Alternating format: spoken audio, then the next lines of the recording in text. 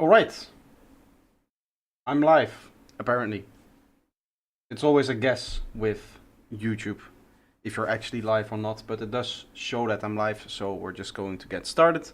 Today, as it is usual every other Sunday, I'm doing a feedback stream, and what that means for today is that I'm going to produce a bit, let some of the people come in, submit their tracks in the Discord, which you can do right here. If I open up my Discord server, feedback on stream, you can place it here. We'll be starting with anything that's under the bar, and then I'll let a few tracks come in, and then we'll get into doing feedback. But in the meanwhile, I'm just going to produce a bit, have some fun, have some chats. Hello Mindbee, hello Malogify, and Klaus as well. Hello, welcome. All of the usual suspects are here. Stream Elements is also here. Very nice. That's the bot. Now that means that the exclamation point feedback command also works.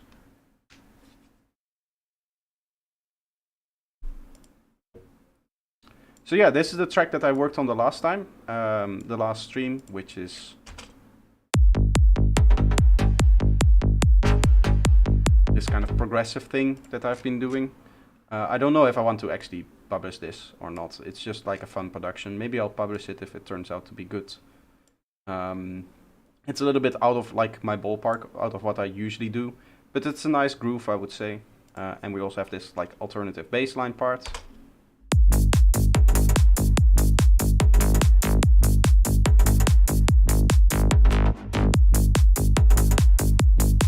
I do believe I worked on it for a little bit after the stream, just like for fun. I think I added this section, but I'm not quite happy with it because it just returns to doing what it was doing before. So we can easily fix that by removing this element here.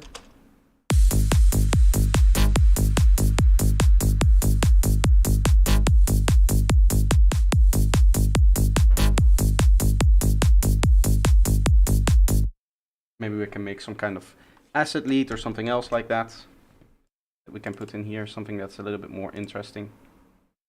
I did just completely delete this thing. Maybe I want to use that actually. Let's zero that out instead and then set up an asset line.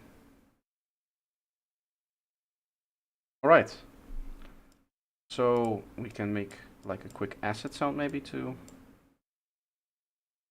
go in here.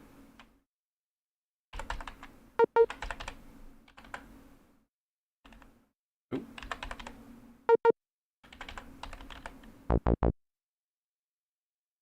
What key is this track in? It's always good to know it's this.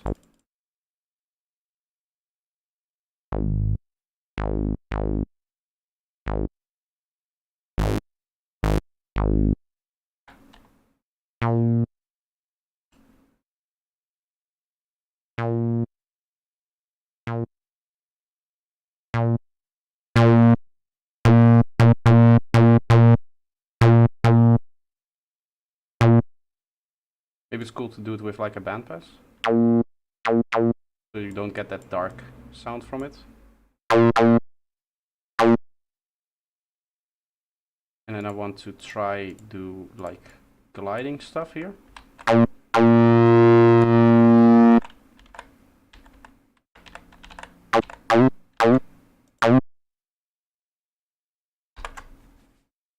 At least one coffee, how are you doing? Hardwick, welcome. Any other names? No, that's it for now. Welcome everybody. For those who don't know, and for those who are new here, this is a feedback stream, so I will be waiting a little bit for feedback or for tracks to come in. If you have a track that you want to submit, exclamation point feedback should get you to this channel in my Discord.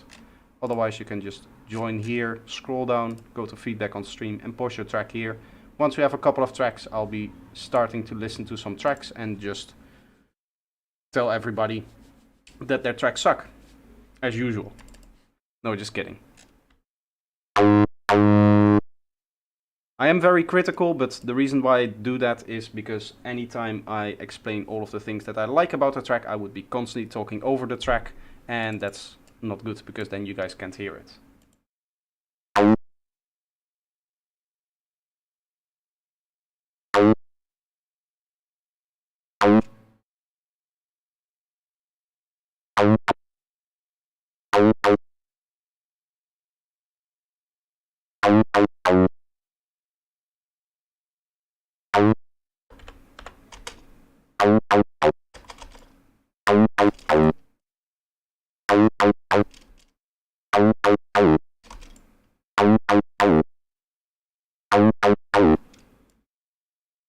Always a good idea to, if you want to do a longer slide, to have a longer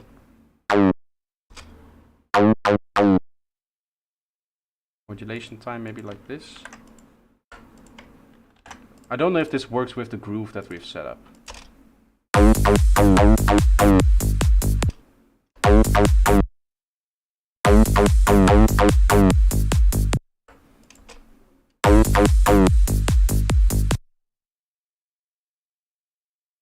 Maybe just like this.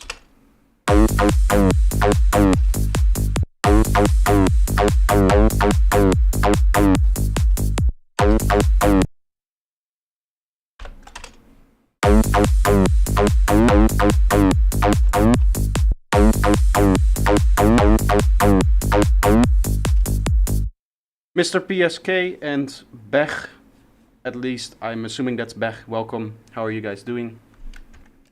I think it's both first time maybe? Isn't it? I might be misremembering some names or not remembering your names. Unfortunately, I don't have the greatest of memories, so if you have been here before and you know how it works, then I'm sorry. Yeah, first time here, okay.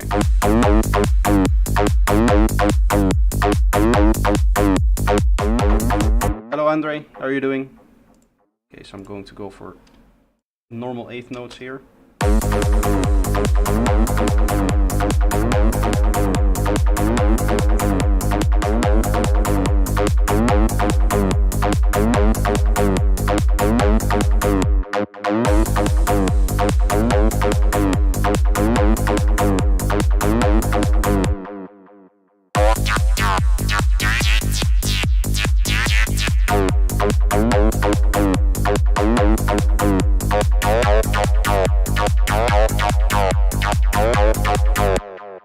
Yep, I was here for the contest last week. Hello everyone, it's my first time here. Humalian. I know it's alien, I know it's close to human, but it's really hard to pronounce words like that. I'm sorry if I'm butchering any names today. As you can see, I'm having a beer, so that explains why. Alright, so for the newcomers here, as I said already, we have a track in here, but you can just post your tracks in here. Once we have like 3 or 4 or 5 tracks, however many we want, I'll start listening to them. I first want to do a little bit of production, and then once we have like a stockpile of tracks, I'll start listening and obviously looking at your tracks with the feedback group that we're used to. A little bit of reverb on this.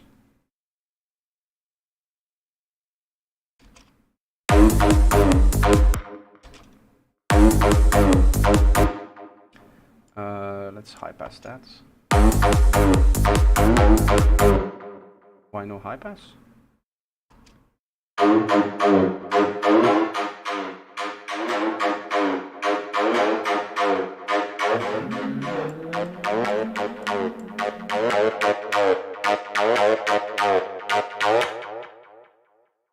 How often do I do this? I do feedback every other Sunday. So my Sunday streams are either a challenge or a feedback. I switch around. So with the challenge, we get 3 hours to produce something. And everybody participates in the production challenge. So I do the challenge and everybody else can also do the challenge if they want to. And the other one is the other Sunday I do the feedback. So it goes back and forth. Smash the like button too. Yes, I agree.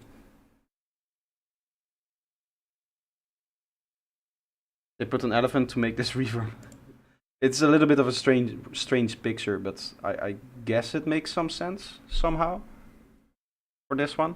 Every other one is different. I'm not going to. I can show it with the different one. The elephant doesn't really make any sense, but every picture is different and kind of shows you what's going on here with the reverb that they have. What headphones are you using? You seem to have decent results with them. These are Sennheiser HD 280 Pro, 64 ohm. The headphones, the reason why I have so good of a success with them is I've been producing with these for 10 years now. And you can see that if I go like this, you can see it's all falling apart and there's like flakes coming off of it, and I've already replaced the cushions once or twice. It's not about which type of headphones you have, it's about learning how to use them. Because you can get used to any production environment. Like the speakers that I'm using, the Logitech speakers that I'm using, they're not meant for like professional audio anyway. So I've just learned how they sound and how music is supposed to sound on them, and I work with their limitations to get to a point where my music sounds good. I think that's the headphone Joe Rogan uses. Yes, it's the same headphone that he uses on his podcast. These are actually very good, like selling headphones. I think every podcast seems to have them.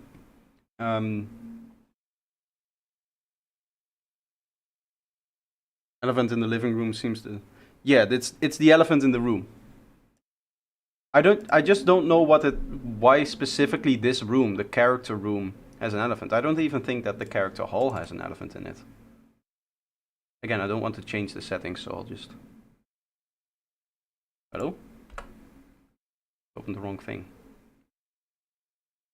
Turbo verb. Now it works. This is its equivalent. It does not have... Like, this is actually just a normal picture. I mean, it's broken and up, but it definitely has... It is a hall and it has some character to it, so that makes a lot more sense.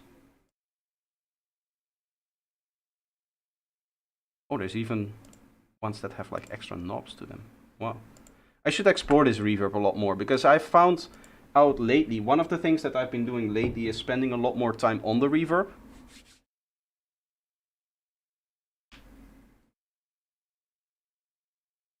Also, don't forget to feed the elephant.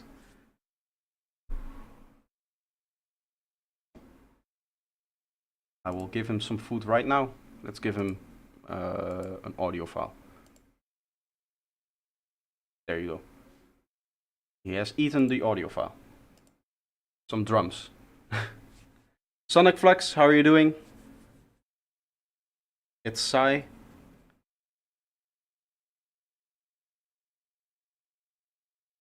Projector's reverb also costs $300. Does it? I mean, when it comes to reverbs, this is one of the better ones that I like, because the amount of stuff that it just has. Like, it's your basic reverb, right? Where you just have a preset and that you can choose from. But then every preset has its own preset list, which, admittedly, these are small preset lists. But also it just has plate reverb, it has some creative stuff which I never really use, but it has this stuff with shimmer and all of that thing. It has the easy reverb, which is like really, really fast. And then this 2D positioning stuff. And this is all stuff that you don't really see on normal reverbs. I don't know how much this costs. Maybe what he's saying is right, it's $300. That does seem a little bit much for a Melda plugin. They're usually like 200s, something like that. But I got the whole bundle, so I don't know. I just got everything from Melda, and I'm super happy with it, as many of you know. But as I said, yeah, I've been spending a lot more time actually tweaking my reverbs. Because what I used to do is I would open up this menu, set it to bright or whatever, then set dry, wet, and length. And I would never really mess with like the filters or the volumes or dampening or stuff like that. And I'm experimenting a lot more with it, because it's just a good idea to tweak those kind of parameters. Like, listen to the difference. If I just put up the normal version of the character hall, or the character room, the way that I have it. So I had like bright, and then I had dry, wet a little bit lower. Listen to the difference, just tweaking this one parameter here.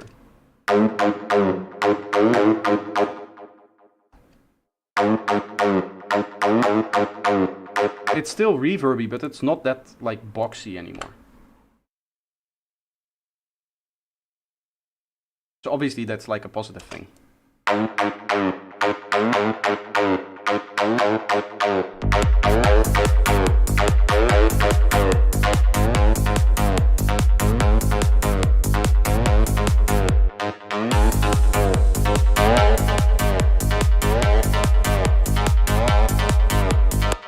Maybe it's cool to do some extra modulation on here.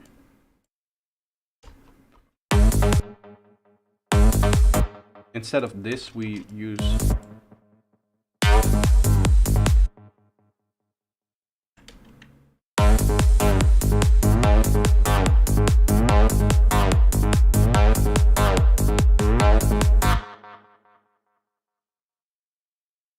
I go like this and then 1 over.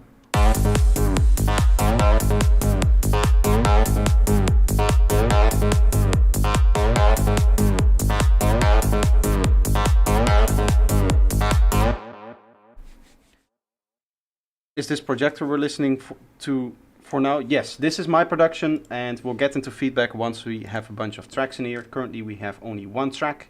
You can upload tracks in here, join my Discord, or type !feedback. To get a link to the Discord, you'll be taken in here. You can scroll down, feedback on stream, and just post your track whenever you want. And then once we have a bunch of different tracks, then I'll get into actually listening to your tracks.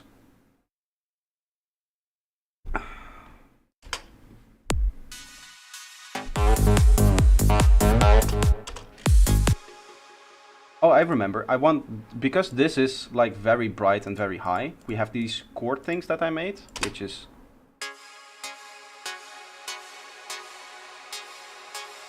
Again, using a lot of reverb and playing a lot with the parameters to get it the way that I want it to sound.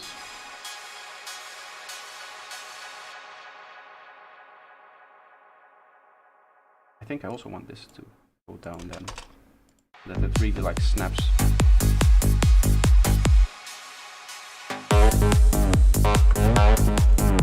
That transition is a little bit rough for me.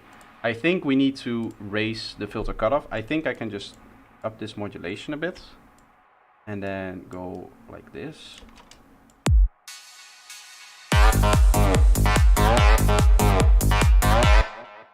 Maybe up an octave.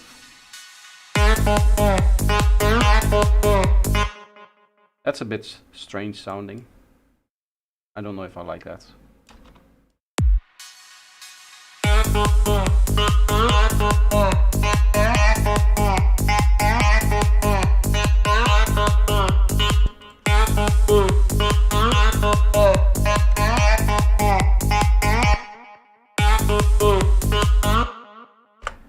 Let's try like this. By the way, for those who don't know, you can duplicate clips in Ableton over automation without ruining the automation if you just turn on this thing here. You can see this macro automation is still the same. If you don't do that, then it will go like that. You don't want that if you're just duplicating over it because you changed the melody.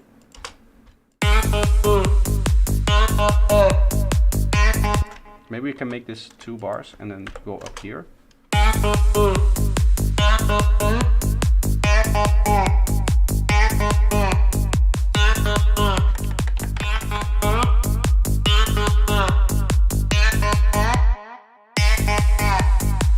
I like those chords, man. Can you show the patch? Yes, the patch is mainly done with the reverb. So this is Cloud Seed reverb. This is doing all of the magic in the like later parts of it, where it sounds a lot more like a pad. That whole thing. Otherwise, it's just this. It's one of my tones from the tones pack, part 2, I think. Yeah, part 2.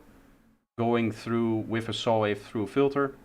Filter has some modulation on it, and then we have this envelope here, and the rest of the patch is just nothing. Really, really easy. We put our tracks on feedback or stream discussion channel. You put it on feedback on stream. I also have a normal feedback. This is for like offline feedback. If I'm not online and you just want to post your track in my Discord, then you can obviously do that. If I'm not like streaming a feedback stream. But for this stream, specifically for today, you posted right here, feedback on stream. It's the last one from the stream category. Ulvi, how are you doing? Welcome. John Smith also.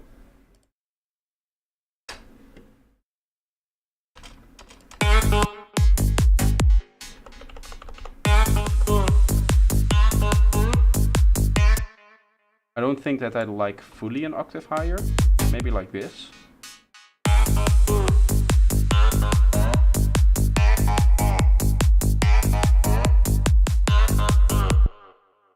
Now what I want to do is I want to fill this space with a whole bunch of other synths.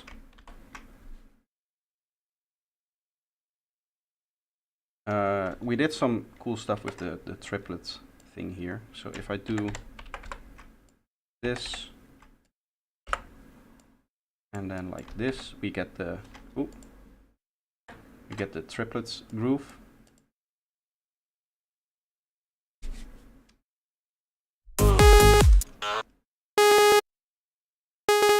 You get that kind of groove there.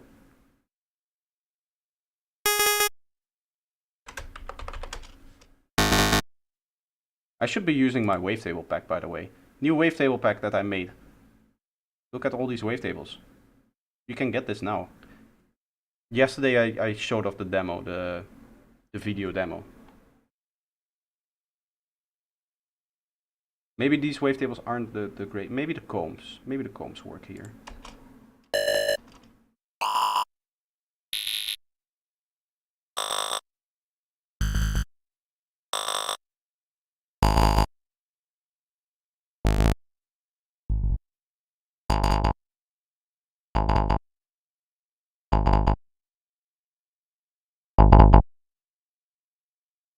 Let's add maybe like a downsampling.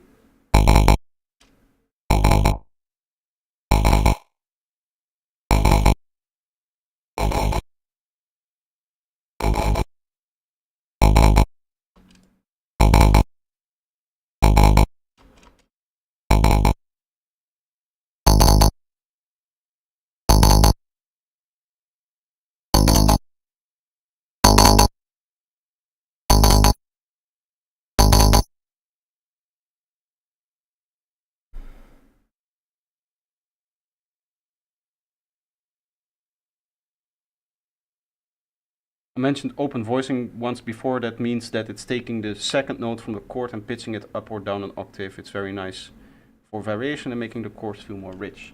I mean, I kind of like the chords like this because it's just like all close together. We can try that.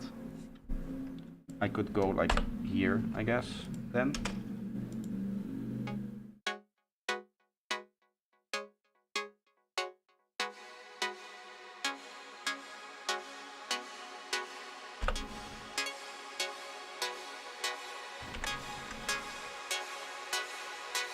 It does add a little bit of brightness, which is maybe good.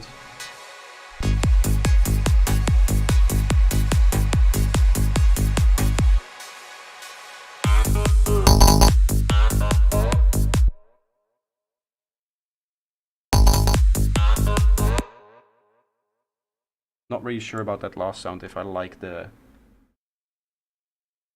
It's really hard to change into something else from a sound like this, because it's so like reverby and almost like a pad sound.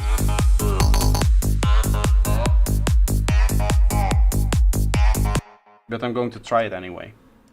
If we do like a wobble here, we get a nice... something like this.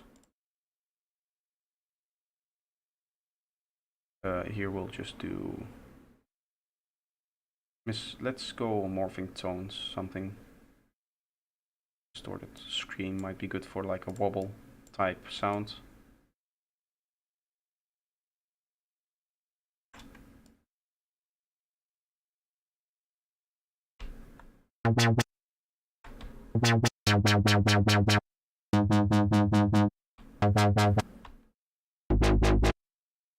Bit of distortion, let's go like a 0 square.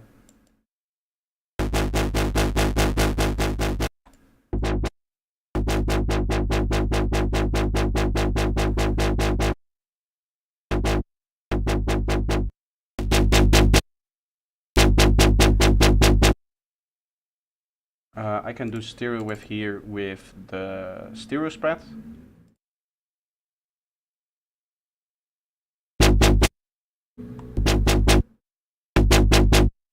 Gives a nice stereo image. I really like the one that it gives.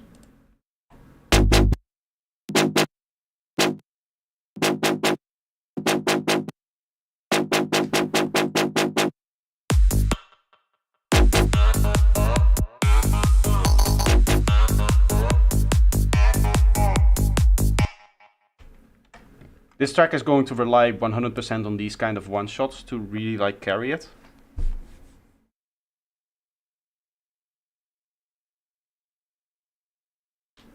Yeah, I want to change from it because this is like I would say maybe like a major change. I would probably do the drums differently, maybe like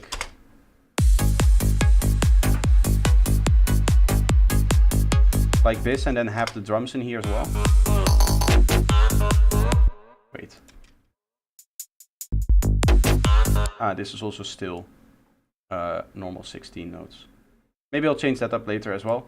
What I want to do is I want this to be like another section, I guess, of the same stuff. So this is really supposed to be like a big change. So what I want to do is I want to at some point include a build-up in here in this section, some risers, high pass the kick and bass here, and then, you know, really like in this fill or even maybe like right here, just snap out of that reverb and then go into the new thing. It's just really hard to determine what that new thing needs to be.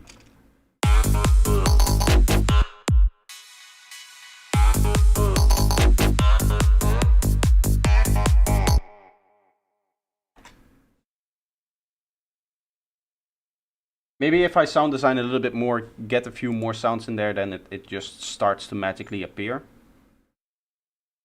Let's go band pass 1. The way that I want to do this is like a little bit here. And then just like this.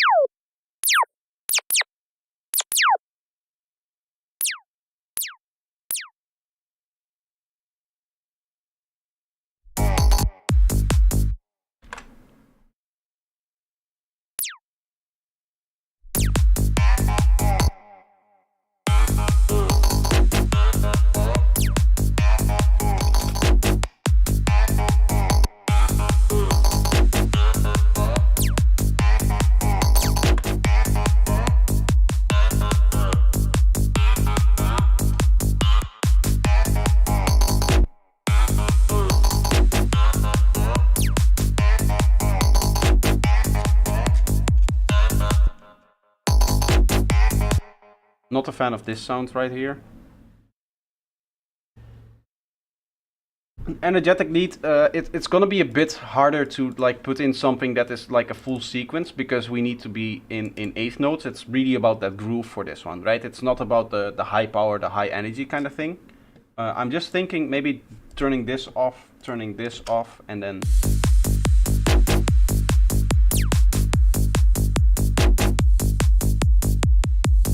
And this is the kind of, how should I say? This is the kind of groove that I'm going for, right? Just really focused on eighth notes, and then every once in a while have like a triplet note in here. I'm turning this sound off not because it doesn't work in this space, but I just don't like the sound itself. So I guess I'm maybe going to change it up a bit. Let's start with a change instead of just starting from scratch.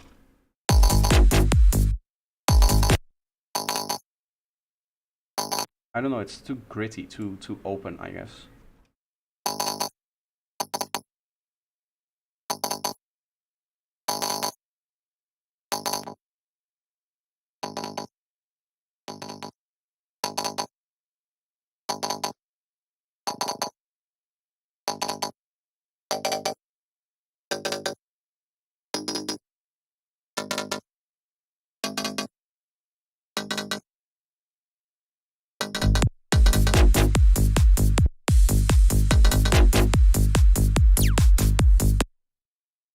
Do you see a bunch of new names? Yes, Gabriel, how are you doing? Scully, welcome. What hi-hat sample pack do you use? For hi-hats, I exclusively at this point use the Psytrance Intelligence 2-pack, and then 9 times out of 10 I go with number 6. It's just a basic hi-hat, very short, very snappy, very nice. Sometimes the number 7, wait. There's another one that has this same kind of snappiness to it. Ah, number 8. Number 8 and number 6. This is my main hi-hat. This is on like half of the tracks that I produce, I would say.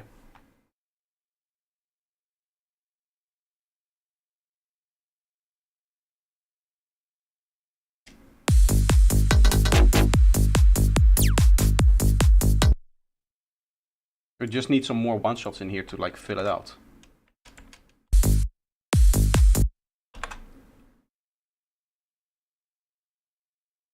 Maybe just like a tone in here, just to start off with. Oh.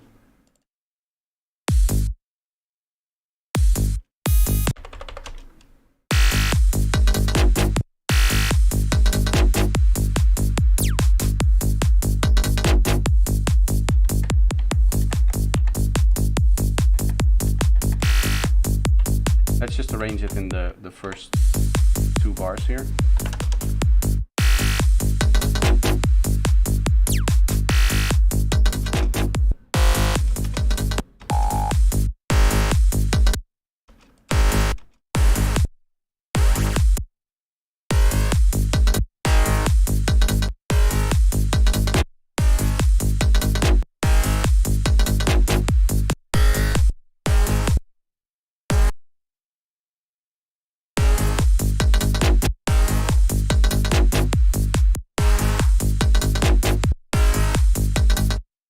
I don't want this to ring out, so I'll just do like this.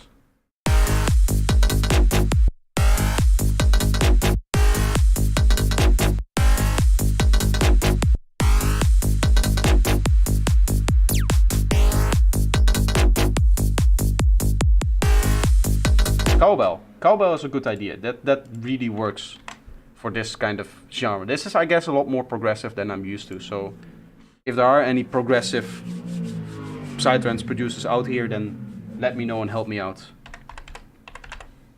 Cowbell. Oh, it's ordered by size.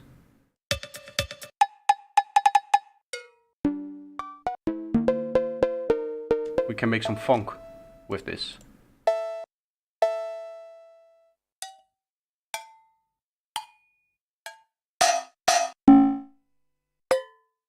That's a nice one.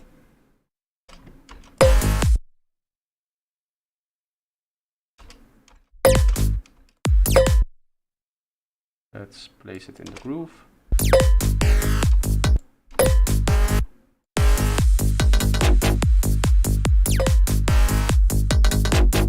Some vocal chops would also work.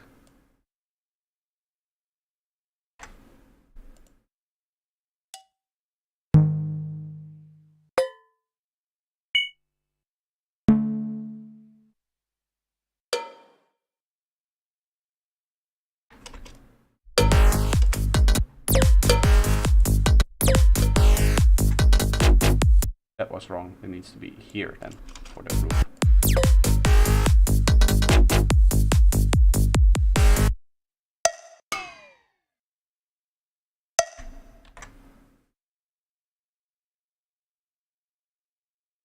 Just going to kind of like randomly put them in there.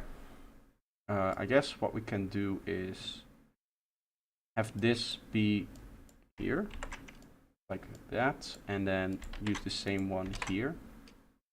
Then you get, let's group these together to start off with. 0 and 0 and -10.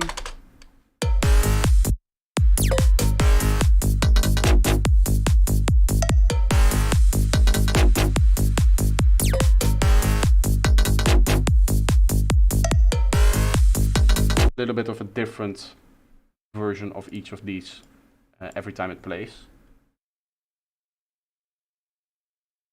Let's see how many tracks we have for the feedback. We have 1, 2, 3. Do you want to start listening? Let's start listening actually. For those who don't know, and for those who are new to the stream, this is a feedback stream, so you can submit your tracks whenever you want. And every time we have a bunch of tracks, I'll just listen to all of them and give feedback on them. Right now we have 3 tracks, but if you want to join in, you can join my Discord server. Scroll down here, feedback on stream, or use !feedback. to get directly in there. Should be an elephant bell. There are no cows. the cows, the elephant reference. The elephant reference comes from M Turbo for putting an elephant in the middle of the room for no reason. He does seem to be happy though, so at least there's that. Not really realistic, in the sense that normally an elephant is too big to stay in a room like this, just like that, so this is definitely photoshopped. It would have been nice if Melda went through the trouble of actually putting an elephant in a room somewhere. Wish I had something to submit. Even if you have something that you're just like working on or something like that, you can submit it anyways. We have a bunch of tracks in here, so I'm going to start listening, starting off with Human Alien. Let me just set up the feedback stuff here. So these are analyzers. I don't use these to judge the track, but I mainly use this to tell you a little bit about the track. If I see something on the analyzer and I can point out maybe something that I see, then it's easier to just to do it like this than actually like explain it. Where can I submit? You can submit by !feedback, and then the bot will tell you to join my Discord, and you will be placed right here, and then you just scroll down, feedback on stream, and then you drop it in here. It's you go to the stream category, feedback on stream is the last one, and then it's in here. Alright, Eumalion. I'm hoping that I'm pronouncing this well. I'm the light minus 60 B, B minor 145. If I'm honest, first feedback, I would trim the last part of the name of the track. Sorry. I would definitely just go with a title like I Am the Light, and all of the minus 6 dBs, B minor 145 BPM, people don't care. When they're dancing on the dance floor, all they need to know is just the normal title. No, I'm just kidding. I'm just kidding. GRMS is not here, so I need somebody else to do this stuff with. Can't scan for viruses. Play anyway. I believe. Let's have a listen.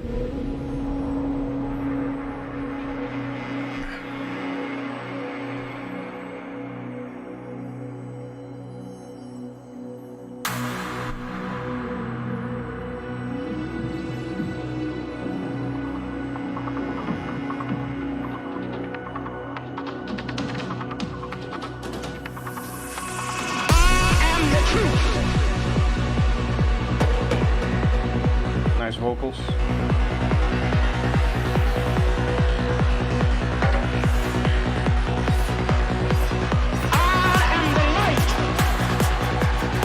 Could make a little bit more space for the vocals, but they're like on the edge of what I would consider good vocal mixing.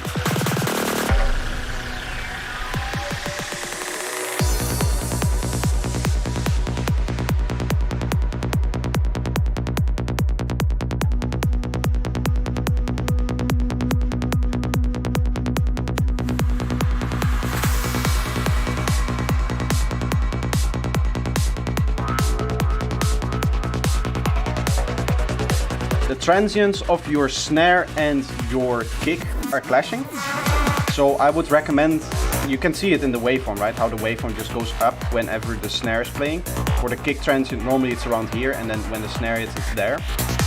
Just like put the transient snapper on the snare and just remove the very initial attack of it. Not completely, but just like lower it. So you have fewer of those problems.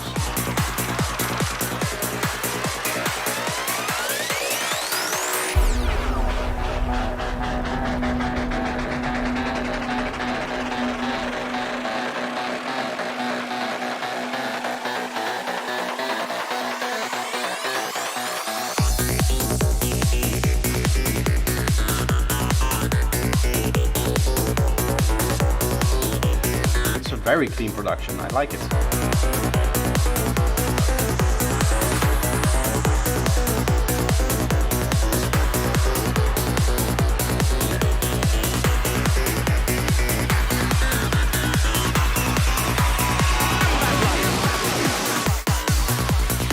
I'm not really a fan of that impact that we just heard, that kind of like sped up.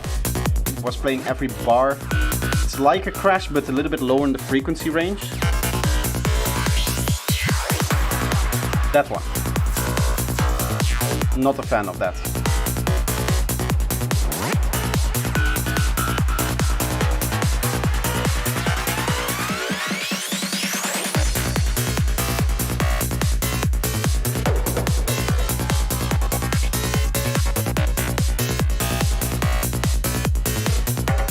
Now I'm scared to upload mine. Don't be scared. I will go equally hard on everybody.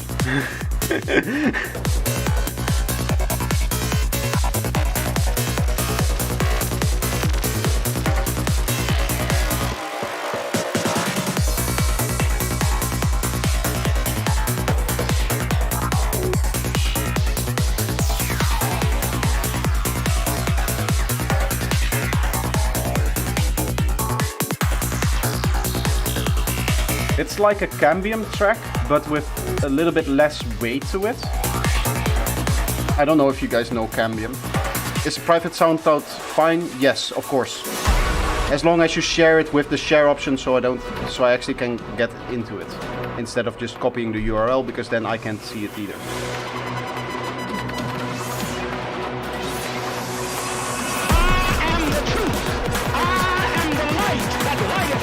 Here the vocal needs to stand out more.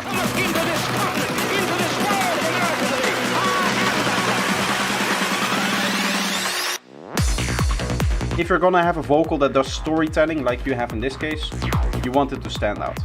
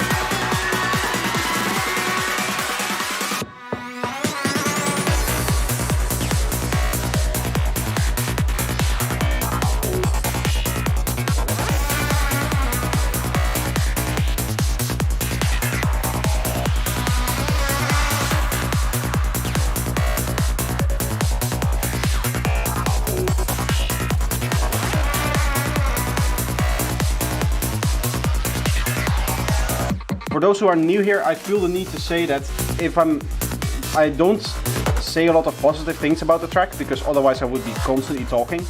Especially with like a track like this that is so polished and so well done. There's like small details that I want to point out, but I don't continuously want to talk over the track, so that you guys can actually hear it. Because I think this is one of the best tracks we've had on the T-Tech stream.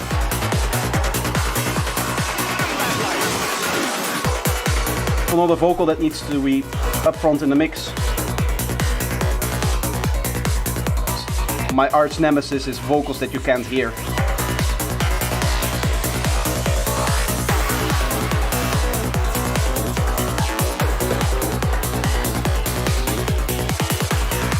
Can't hear or can't understand.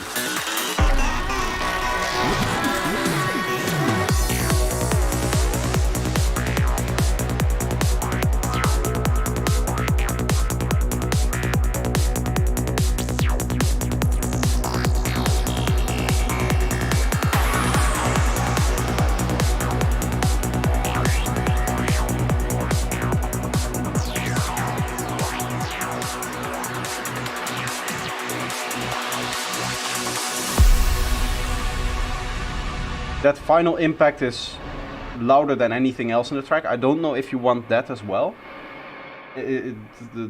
Usually the kick and bass is the loudest. I would probably turn that final impact down a little bit. It doesn't make any sense for that to be the loudest part of the track. But other than that and a few other details, this was a very, very good production. I really, really like it, and I want to see where this goes when it's like finished and mastered and actually out there, published. Next up, we have Alon Tas. Do I know who this is in the chat? Otherwise, please let me know who you are. This is Synthesia Alumtas Synaptic Eclipse. Oh yeah. Gabriel. Gabriel is also a very, very talented producer. This is also his first time working with this new monitor and desk setup, as he told me in the Discord message. So we'll see.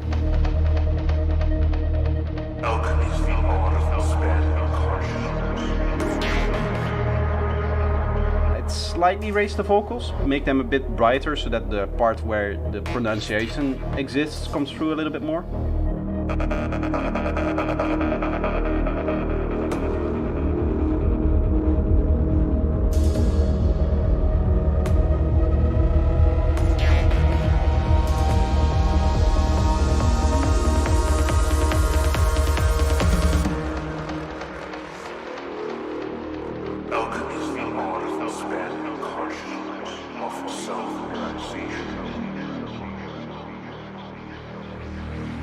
It's again, you can hear the vocal exists on its own, but still it's hard to follow.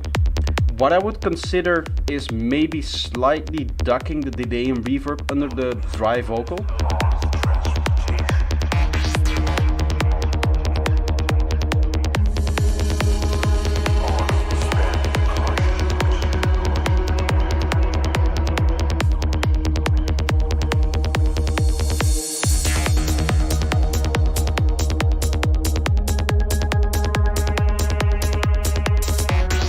I consider to remove my submission. Don't do that. It can only help you to get some feedback. Not just from me, but also the people in the chat.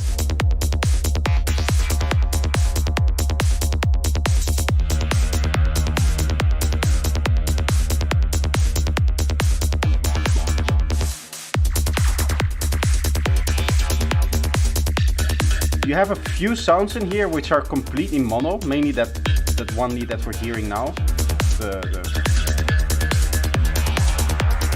I don't know if I like that. I mean, it's gonna work in the club, but it doesn't work for me on headphones. Stereo field is important.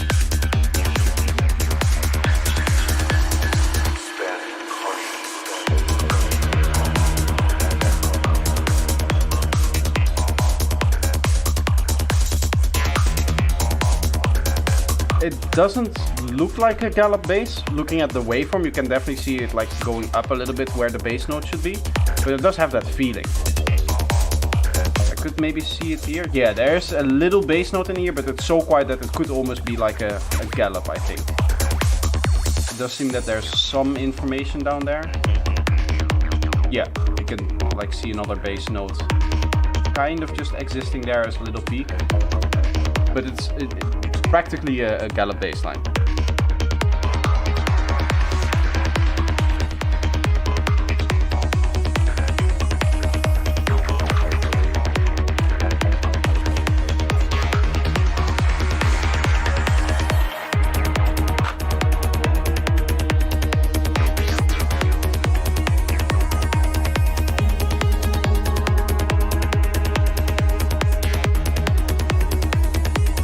Atmosphere feels a little bit random.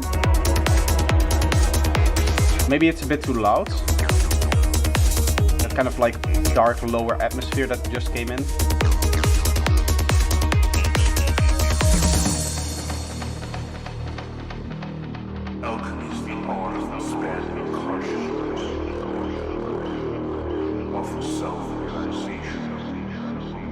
Here the vocal's already better. I just think that it's lacking high end, the vocal, because that's where we used to understand what is being said, and that's also usually why it's not drowned in like reverb and delay. We can still understand what is being said, but maybe it's also just too quiet.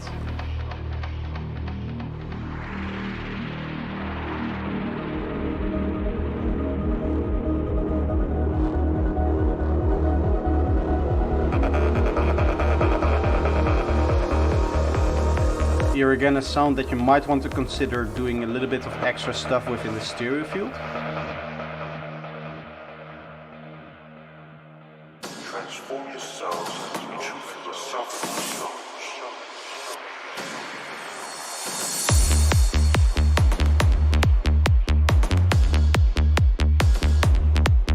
That's a really good groove. I really like that.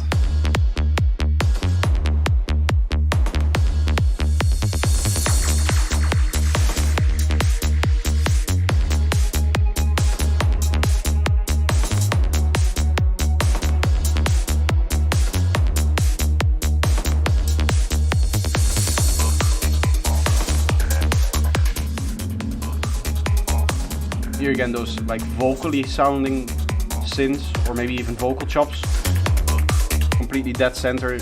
If you're wearing headphones, you can hear it like sitting right here in your head. I want that a little bit brighter, I would say.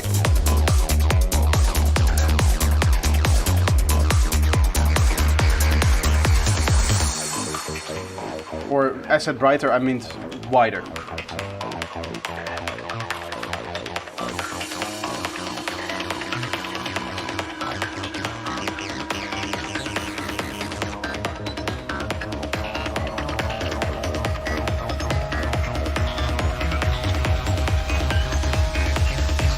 Like the bass is more stereo here than most of your leads, which is an odd choice.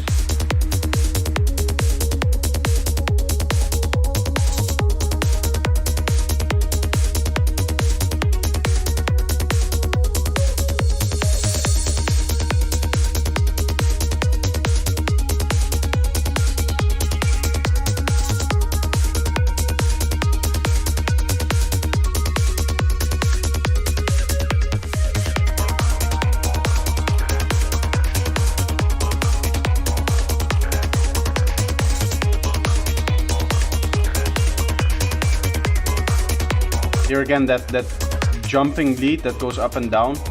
There's, I think, 2 in there, one of which is completely mono.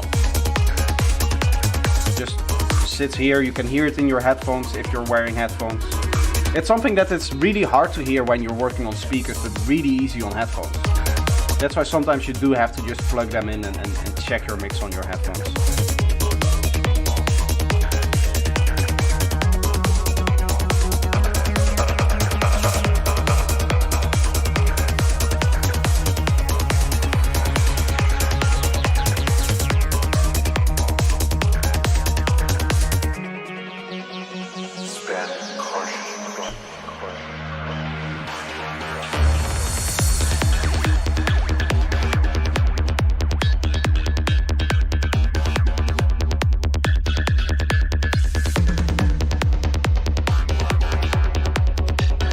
To me, I'm gonna be honest, the bassline works for me. It sounds like a normal bassline, but it looks really strange on the waveform here. You'll see probably towards the end of the track, which we're almost at.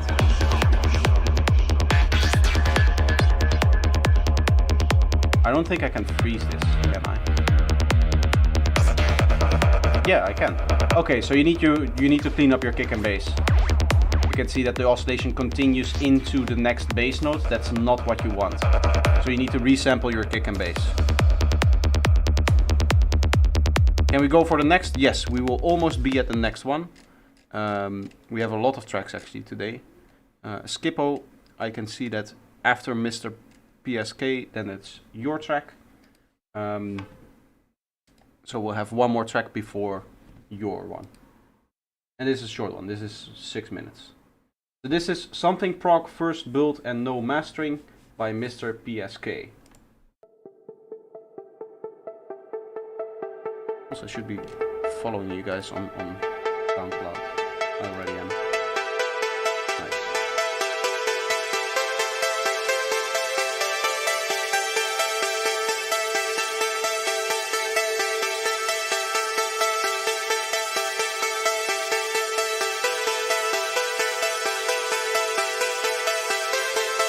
A little bit more progression, a little bit more change, maybe like a phaser or something like that on there.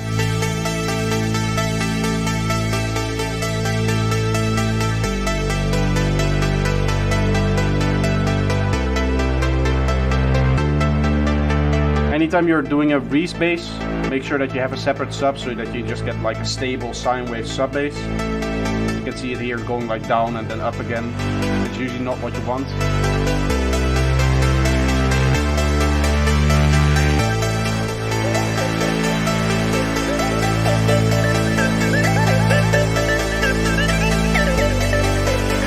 For a non-master track, by the way, this is already very loud for an intro.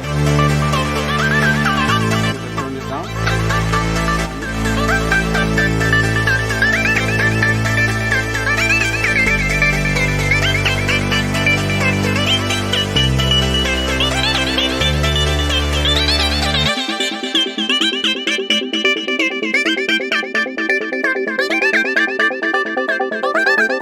Very happy, very uplifting. I like that.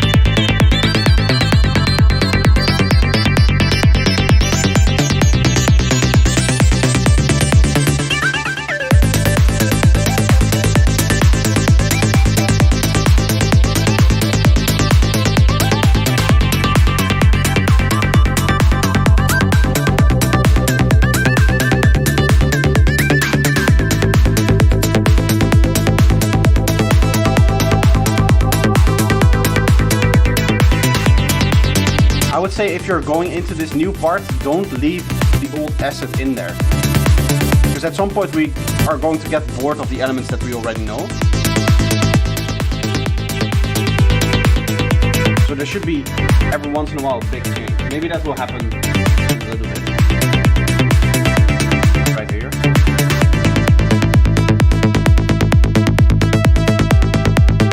Yeah, it's just the same element, but with the asset removed.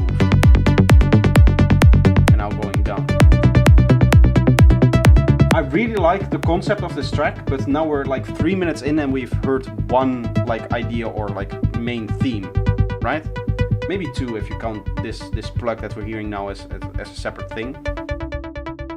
But usually in a psytrance track, over the course of a drop, you'll have like 2-3 ideas, 2-3 like main elements. That first there's the first main element, which maybe is like some atmosphere, some one shots and stuff like that. Then you go into your first main lead, then your second main lead, and then you build out of it, go into the next drop, go into the break, wherever you want to go. It's not like incorrect, but at some point it's becoming a little bit stale, having the same elements over and over again.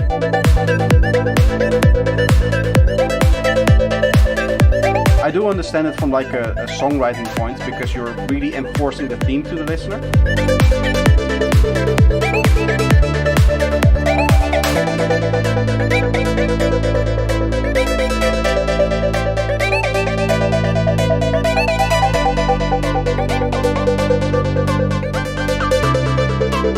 You do have a really unique theme, really unique kind of sound. To me, when I'm listening to like normal psytrance, there's always a part of me that thinks like there's some aggression in the track, right? The synths sound a little bit distorted, a little bit FM-y. The bass line is like low, especially if you're listening like D sharp or something like that.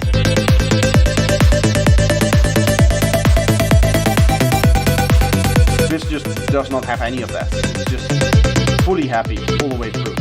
I kind of like that.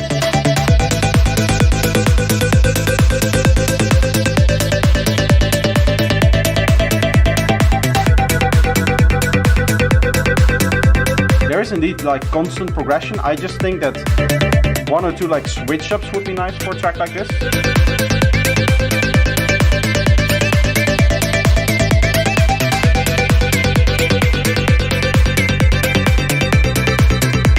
It's the same melody, right? Maybe like a small change to the melody even already is completely different, right?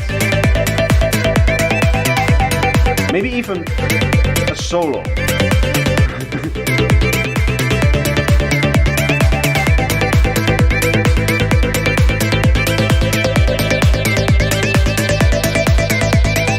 That synth that you have playing now, you can turn that into a solo, and it just stops there. It's not finished yet. I really like it. It's autoplay.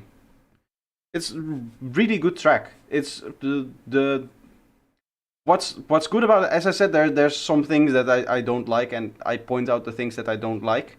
It's really hard in today's psytrance kind of production sphere to stand out from the crowd and to really make something new.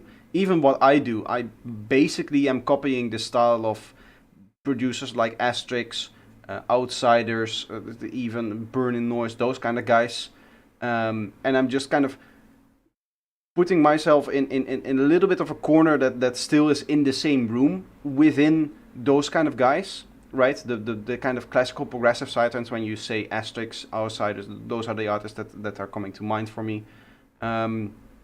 Even like maybe Tristan is falling into that category. This is completely unique. I've never heard psytrance which is just purely uplifting and happy like this. Maybe that's because it's not. I don't maybe do enough like musical research for this. Like I'm not constantly on Spotify trying to find new tracks. For those who don't know, I do have. Why is it's installing? I don't want you to install. I just want you to open Spotify.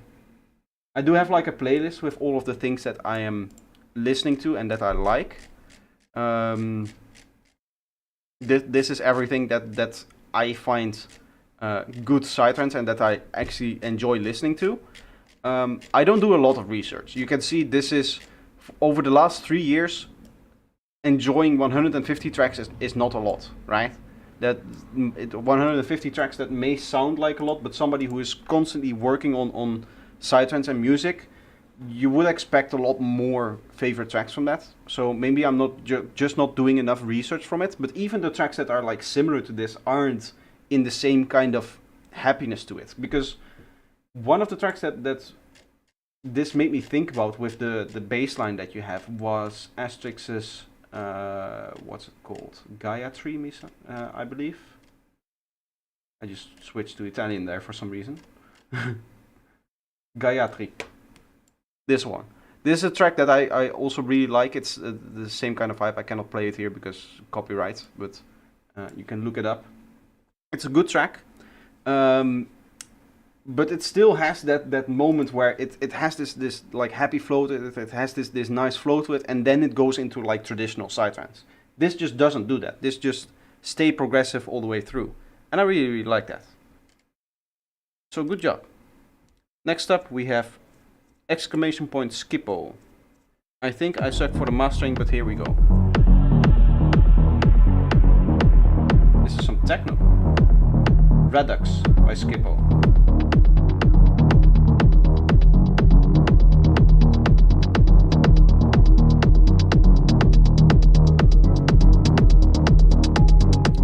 I think you have your bass line not sidechained to the kick. The bass note just seems to exist here. Or there's something really weird happening with your kick. But your kick just kind of goes in here and then the sub is already playing for your bass.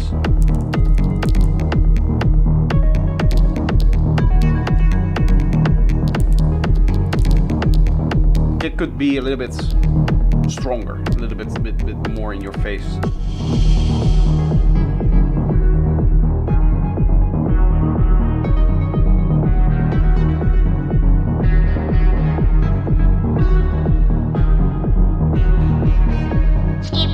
Hella crazy. Nice use of the vocals, they're in a good spot. I like that.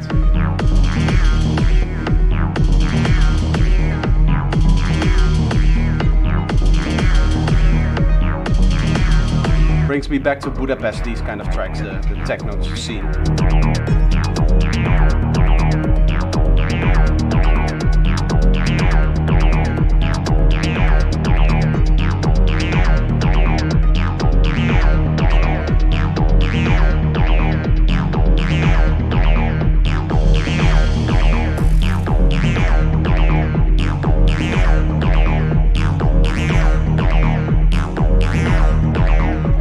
I agree with what Scully says. The idea of bringing in the bass line once the main thing is like played already, is inevitable. so that you kind of have like an intro and then the vocal drops and then you go full power in there. You are doomed.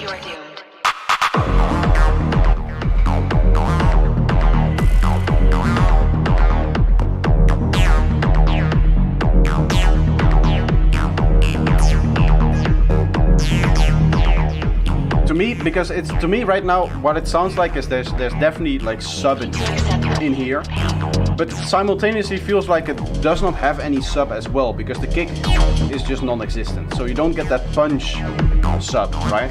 You only get the stable sine notes, the stable like frequency.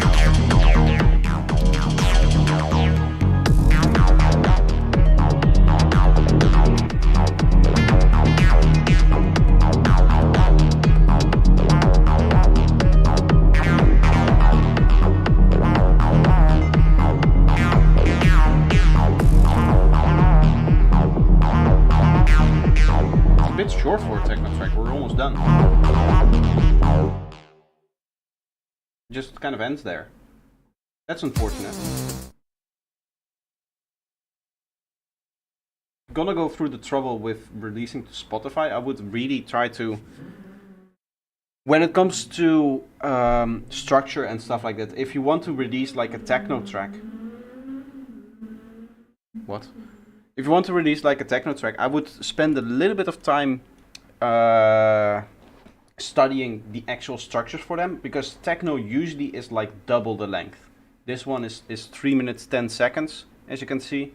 Usually it's like 6-7 minutes, just like psytrance, right? Longer tracks, because it's dance floor oriented and you want to create the kind of trance that you induce in the listener through this the repetition of like the beat, and that just takes time. I was just getting into it and now it's just over. So that would be like my biggest thing. And for this track specifically, look into like kick and bass mixing, how you actually do that.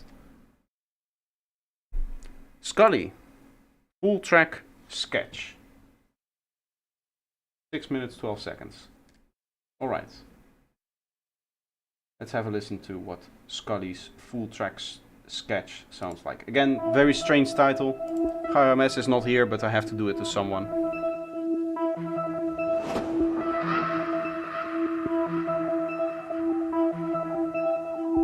Is this like atonal sound design? Or is it just octaves? I think it's just octaves.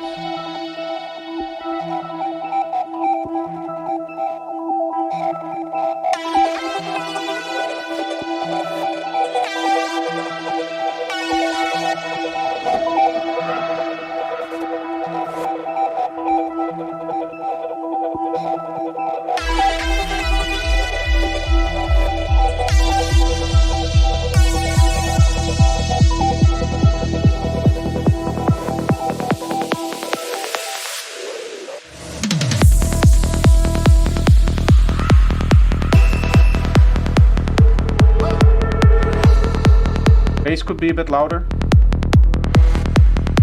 Let's check the cleanliness. Yep, just need to work on the cleanliness. You can see what's happening is that the kick is going into the transient of the bass line, and then it kind of continues in there.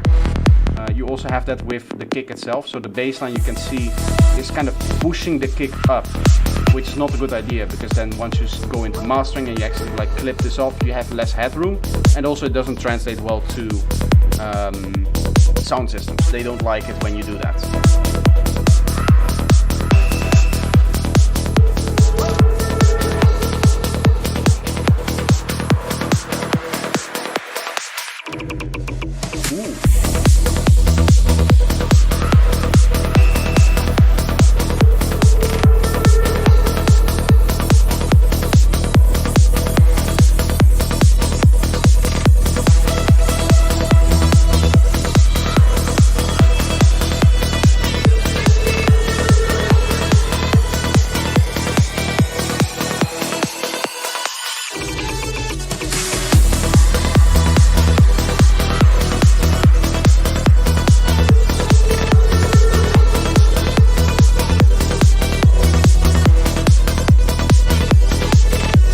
it's the sounds are really good. Everything is working really well together, but it sounds like a track that before you exported it, you decided to turn off all of your main leads and then exported it. Like there's supposed to be a lead somewhere because it's a very energetic part of the track, right? And the lead, like the main powerful lead, the thing that grabs you by the ears and just pulls you around the dance floor, is just missing. They're all like background elements, the way that it's mixed right now. If you're gonna have such a powerful kick and bass and you're just going to go so fast, I would say that you want something that equally has that power in like the mid-range.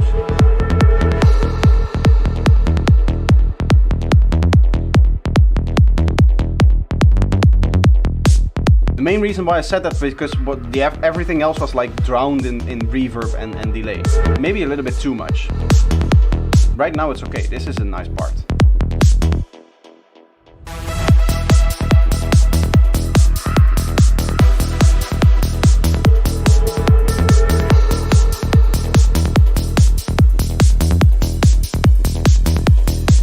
With the mix the way it is now, even in that part that you just mentioned that you don't have a lead for yet, I don't even think that you have the space right now to put in a main lead. You would need to make space even more, I would say.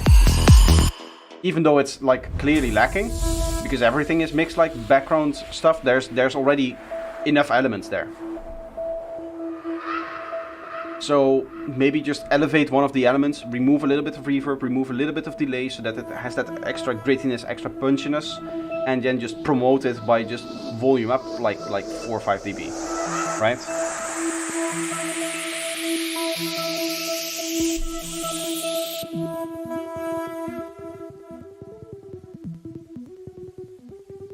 When you have sine plugs, make sure that you always go like this. I'll show that after this track. Or leads, stuff like that. I'll show it after.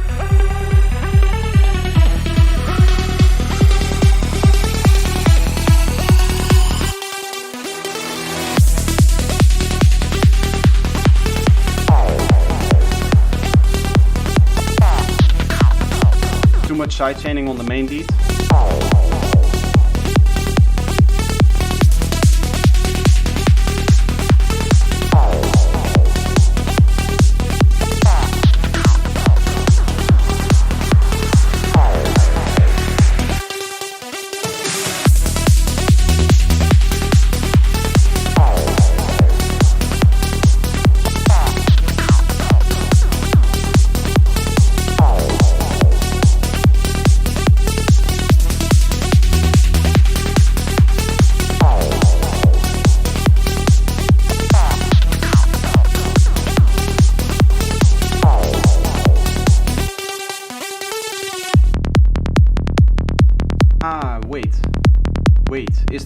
Is there 32 notes in here? Instead of just 60 notes, is there like rolls and 32 or 64 notes? Maybe that explains what I was hearing before.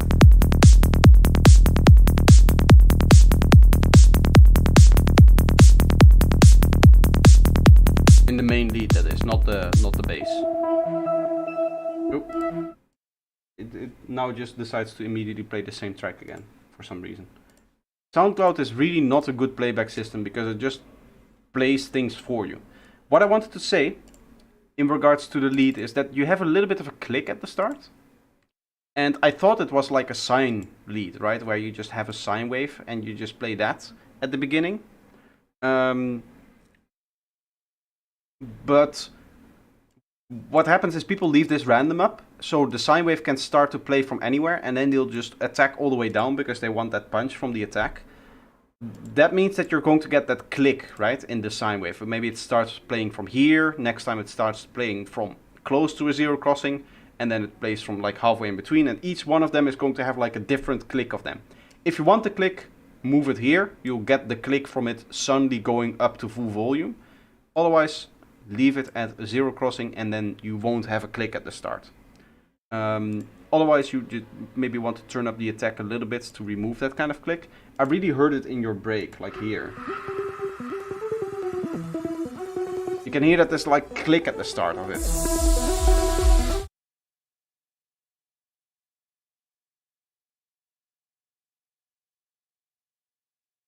It's actually all sauce. Yeah, I thought at the beginning that it was like a sign thing because it was really, really filtered and essentially down to just the fundamental. But then it became, you know, the full lead. So.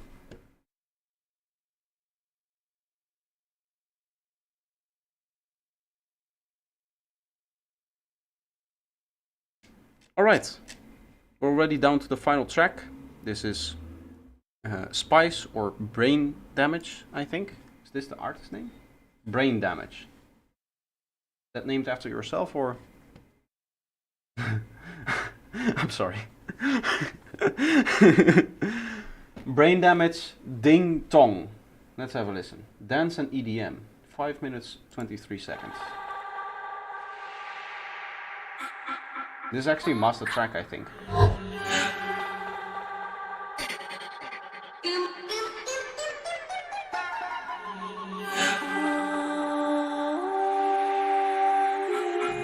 If I can guess which pack you're using for the vocal shouts, do you give me $10?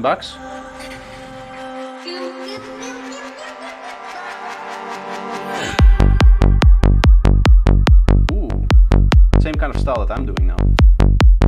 Nice clean kick and bass. Good job.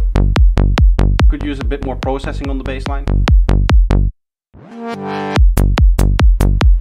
Just looks like a normal saw wave to me. Which might also be the reason why it's so clean now.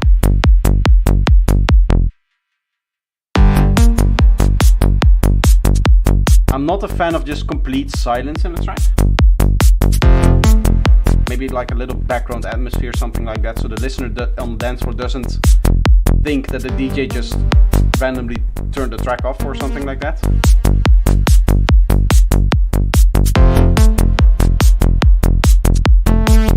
Those lower leads that you're playing, you would need to remove the lower frequency so that they don't take up the space for the kick and bass. Don't go too high, don't go to like the third or fourth, what's it called, harmonic. Because you do want to keep that warmth of them that they really have and sound really nice with.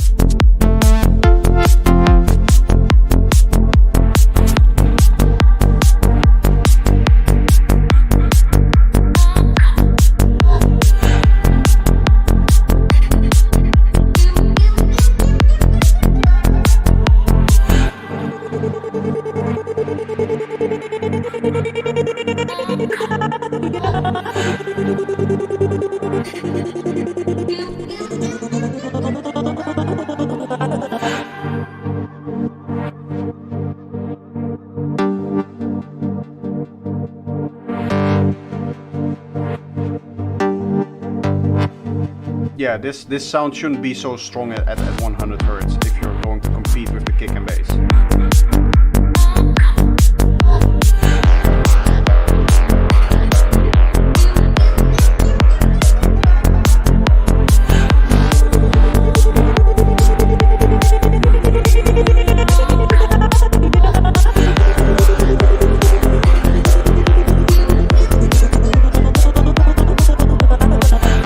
Other than that one sound overpowering the kick and bass a little bit, this is like one of the best mixes we've had on feedback, I think. This one is also mastered, so it comes through a little bit more. But it's very clean, I really like that atmosphere. And just overall the use of the spectrum and the use of the stereo field and everything is just almost perfect. As I said, there's the one synth that slightly overpowers your kick and bass.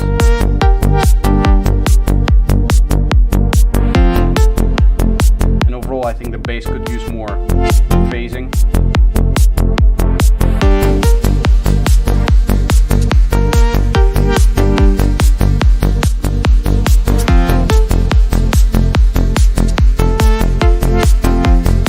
Hello Cliff, how are you doing?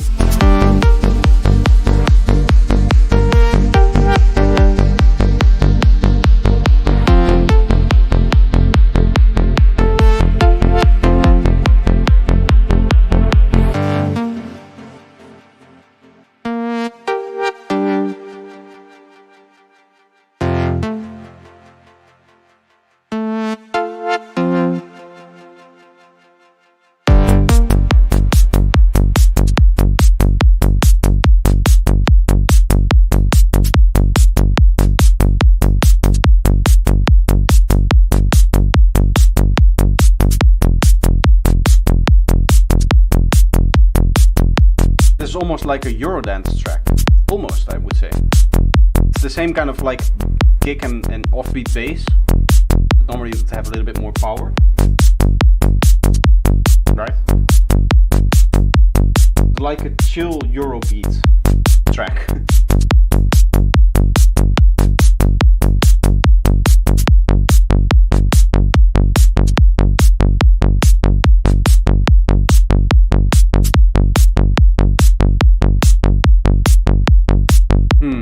This part, I'm gonna be honest with you, I don't understand why you just choose to not have any main or like any other elements here other than kick, bass and drums.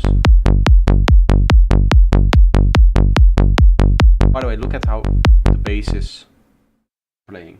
That looks very, very cool. Wait until it's like the last bit, you can see the bass kind of cycling the same way every time in the stereo field. You see that here? That's some kind of weird phasing going on. It is only in the high frequencies though, like the sub is mono, I think.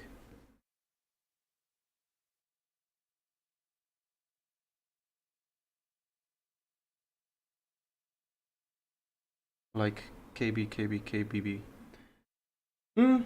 I don't think that works for this track. I'm gonna be honest. I think that this track, just the offbeat kick and bass works really well. One, because it's very melodic, and the melody is like also in eighth notes. So I don't really think that you should go to a lot of 16 notes. It seems like we have another submission coming, so I'll wait for that a little bit.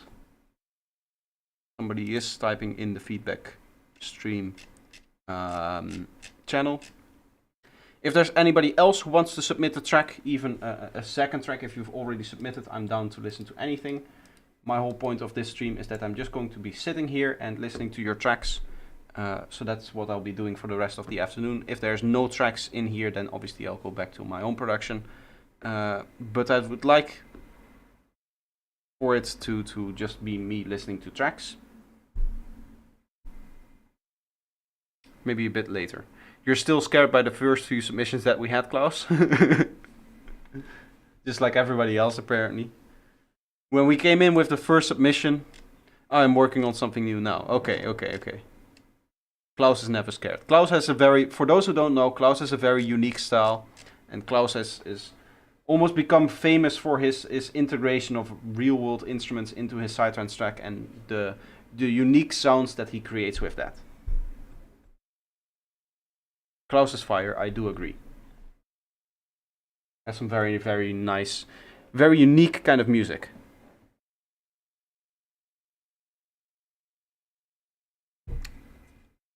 Okay, I'm gonna do it differently. I am going to take a quick break, 5 to 10 minutes, and I'll put on some of my music. I'll leave on the analyzers for this time.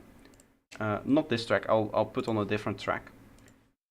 So I'm going to take a break, and then when I get back, I hope that there will be another 2-3 tracks that I can listen to and that I can work on. It's been 1.5 hours, so I need a quick break. Let's go. What do I put on? I've started the mix on this one. Let's listen to this one. This is the track before I started mixing it, which you can definitely see that this is a production mix with the drums here in the intro being twice as loud as the kick and bass.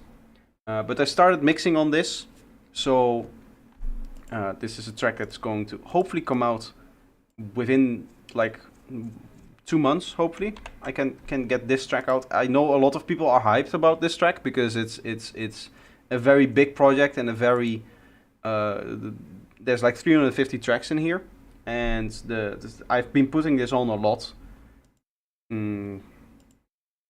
So I'm definitely like happy to bring this out. For now, you can see this is a production mix. It's sounding terrible, but I started to work on the mix itself. This is like a set opener. So for those who don't know, this is like 3 minutes, 3.5 minutes of duration.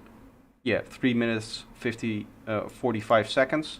And the whole point is that this would be used to open your live set with.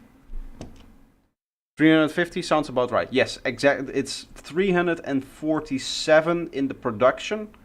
in terms of like all the tracks, if you also count like the groups and everything, it's 252 tracks that actually hold some information on the timeline. The rest is like groups and this stuff in my project.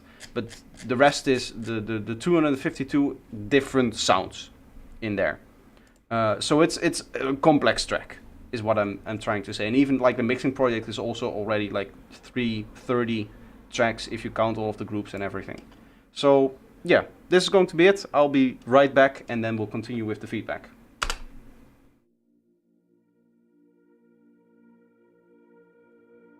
And I'll leave the analyzers open for you guys. Hopefully it's loud enough.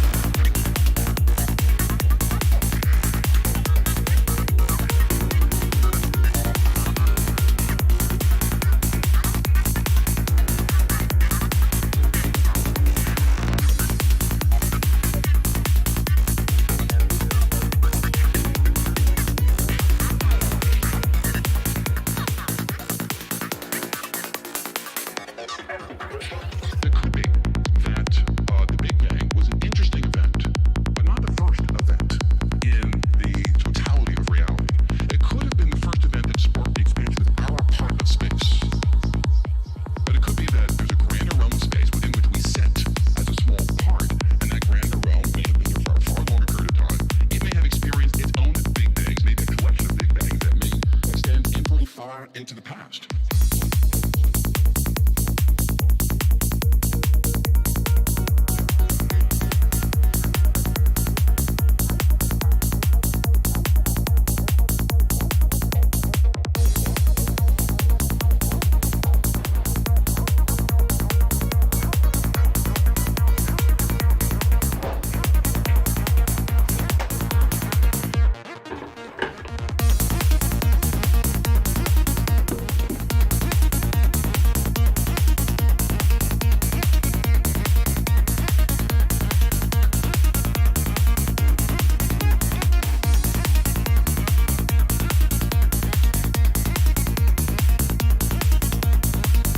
Oh, I left my mic on. Oops. Doesn't matter. I'll leave this play out. It's another few minutes, but still. Projector being fully in the background. Yeah, I left my mic on. Struggling to understand the vocals. Are there vocals? No! I've committed my own sin. I know, as I said, this is a production mix. Don't go too hard on me. I'll wait. While this is playing, if I open up Reaper, I can show you the actual mix. It should open up the actual mix for this project, because that's the last thing that I worked on. This is one of these interesting topics where a lot of times people ask me if I believe It's a big project. As you can see, there's a lot of stuff in here. But the vocals have been fixed. I don't think I can just show each individual track even here, but you can see a lot of sounds.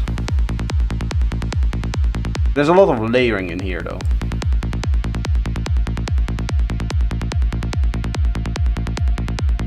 My track sucks, obviously, yes. I agree. That's why I'm going to mix it and then make it sound good. Also, kick and bass is not fully clean, as you can see here. This is, as I said, still production.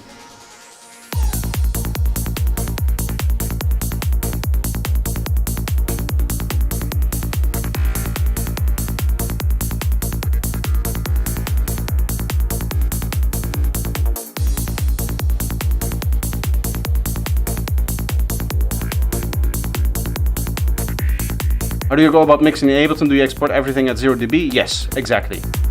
I normalize I export with normalization on, so each track will have the same volume, and then I really redo like the whole volume structure.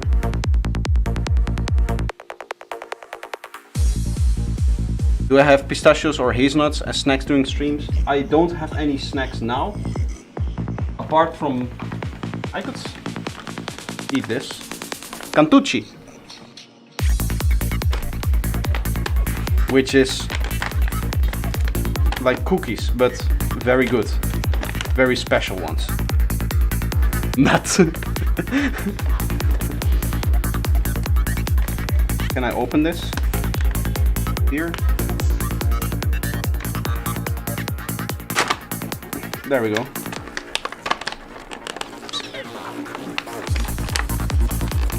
Oh, it's one of those types of packaging which has the plastic on the inside. Very nice, very easy to open.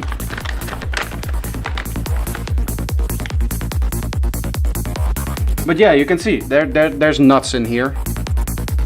Hopefully you can see that if I hold it up to the camera. So in essence, yes, I do. I don't know which nuts, but there are nuts in here anyway.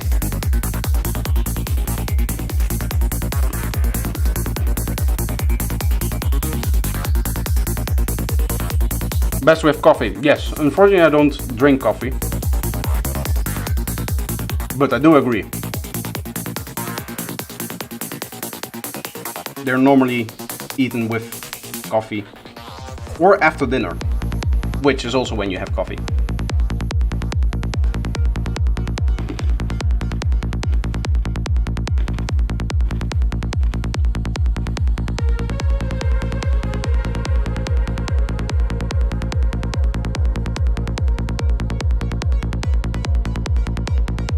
Let's see, do we have some more submissions for feedback?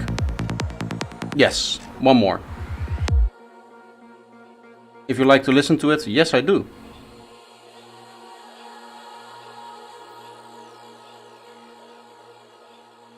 What are the main benefits of mixing like that? I usually bounce some tracks that are heavy on the CPU and just mix in the project. The reason why I don't mix in the project is because I have a really hard... Wait, let me just turn this off, otherwise it's going to play again. The reason why I don't mix in the project is because I have a really hard time not touching the production side. So, reconnection successful. Now I'm back. This is the same internet problem as always. Hopefully I'm back for everybody. So I was answering the question, what are the main benefits of mixing like that? I usually just bounce some tracks that are heavy on the CPU and just mix in the project. The main benefit is that you get outside of the production. For me, I have a really hard time not touching the production anymore. When I decide, okay, this track is finished, I usually, what I would do is I would go, okay, now I need to go into mixing. And I would need to, right, I start doing my mixing stuff, I start redoing all the volumes, reconsidering everything that you need to do for mixing. And then at some point I would be like, oh, this bass patch can get some extra use, or can use some extra work, right? And I would go back into the bass patch, I would go back into some sound designing, all of that kind of stuff. Hey, there's a cool sound that I can add here on this bass. And before you know it, you're back into the cycle of just producing again. So that's really what I want to avoid. At some point you just have to say, track is done, it's over. So what bouncing to audio really does for you is it puts you in the mind space of not being able to actually produce anymore, which sounds like a weird thing, in the sense that when you hear something that's wrong with the production, you just want to immediately go in and fix it. But if you do that, you just get stuck in the cycle. Wait, did you find it? How do I submit? Exclamation point feedback. I do feedback. Yeah, so you would be able to submit right here. When you press exclamation point feedback, you will be joining my Discord right here. And then you can scroll down, feedback on stream, and post it right here. And then you can post your track. We already have a track here from Deep SG. This is at least one coffee. Hence the name with the Cantucci.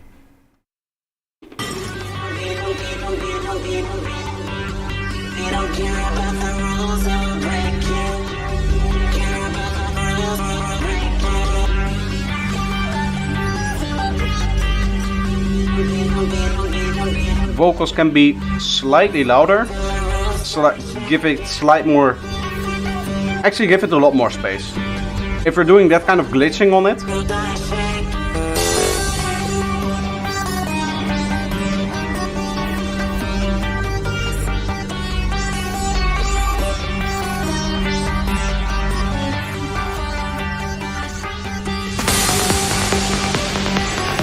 It is a very loud track. Mine wasn't mastered, and this one is, I think.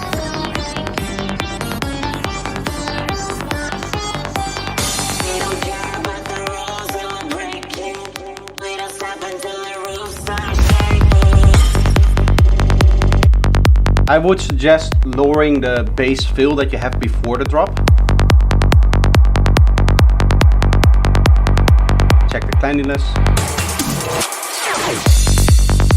You can use a little fade on your kick.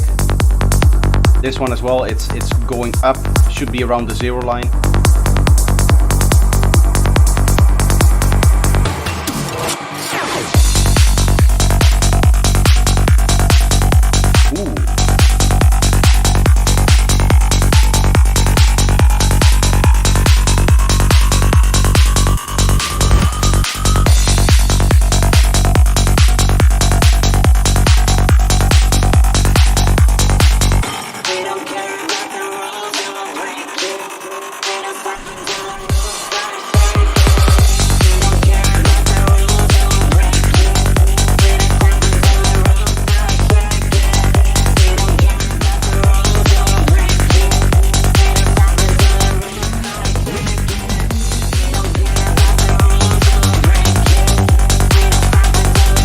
as I said many times before, if you're going to use like a vocal into a drop, or anywhere in the track for that matter, make sure that there's space for it.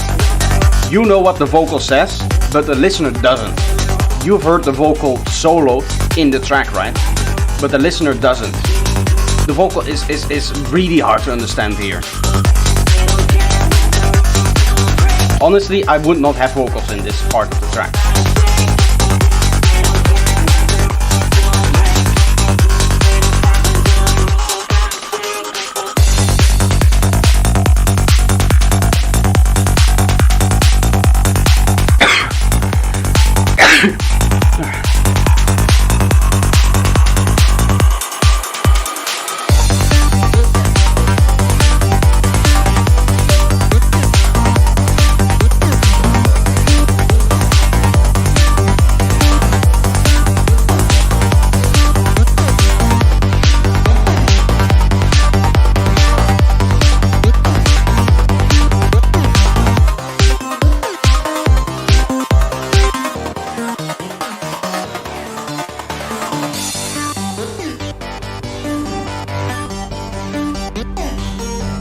That's some really cool sound design in there with the... I think it's like multiple filters that make sure that it has like the sweeps in there.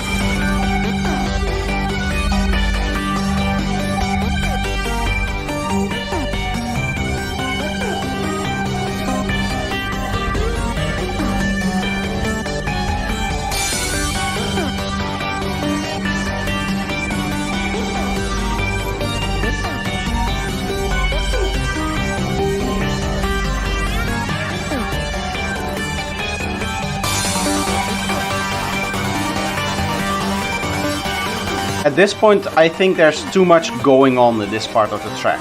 You have the main lead, which is playing the same melody as the vocal, and you would want that to come out as your main thing. Because that's the theme of the track, right? That the vocal is the theme of the track.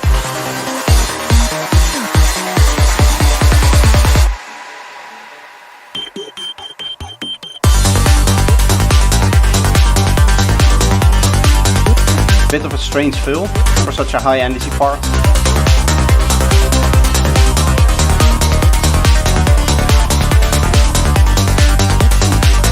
Hello Cider, welcome.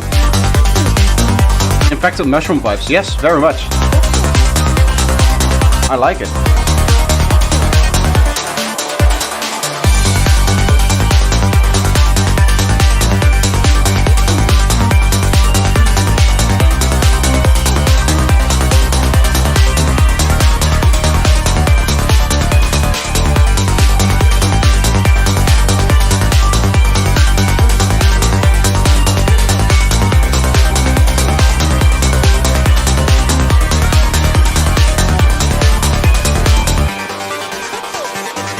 Who is this one? This is at least one coffee. Deep SG in Discord.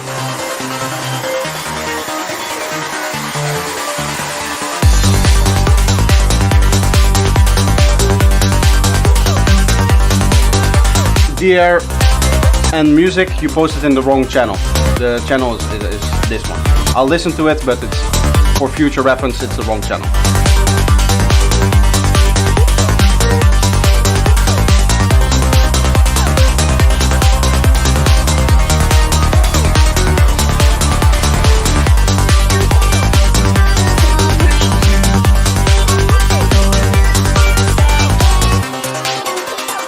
Again, if you have vocals, put them in front in the mix.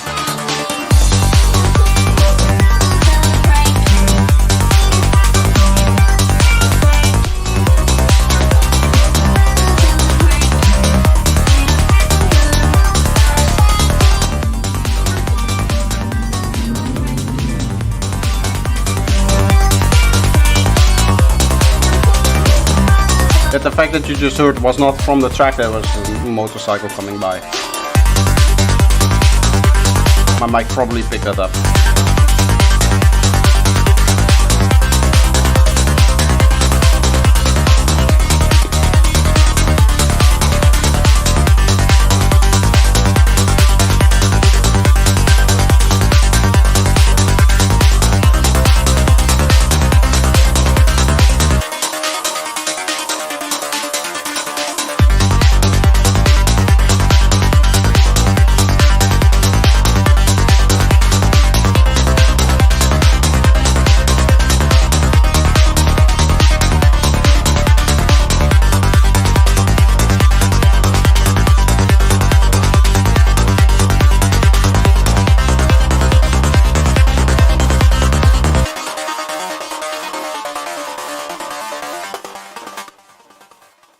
Nice. Nice track.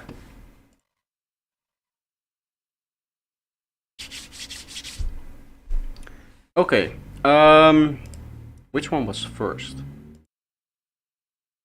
Okay, so that was the last submission. I just need, because this is now in a different channel, I just need to see which one I would listen to first. But I'm going to first listen to these two, which were submitted earlier, and then I'll listen to this one, which is submitted a little bit later. In the middle of production, would appreciate your thoughts. Bo, let's have a listen.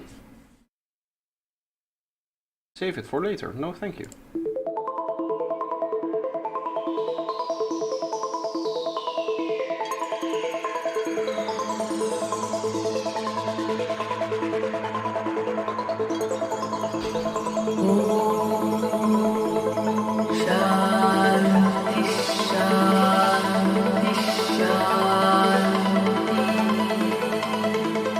I like the vocals, I like how they're mixed, they're just not in rhythm with the rest of the track. So they feel like you just plump them in there. Which may be what you did. I don't know.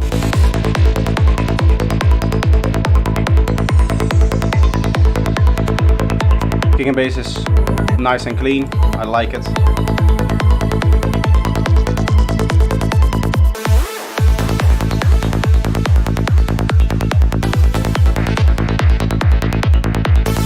If you're gonna go for such a loose vocal, then just add some pads, something that doesn't have any rhythm, and just plump them on there, then nobody will notice. But right now it was like very clear that it's like two different rhythms.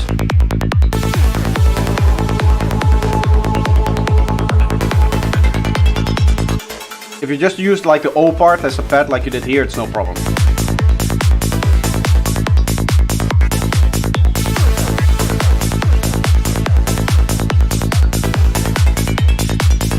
Again, for all of the new people here who don't know my feedback streams, I don't point out positive things because otherwise I would be consistently talking. Again, with a sound like this or with a track like this, I could just say a million positive things, but that would just be me talking over a track that you want to listen to.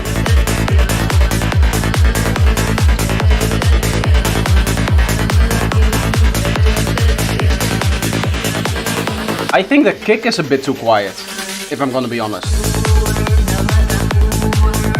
At least its transient needs a lot more punch.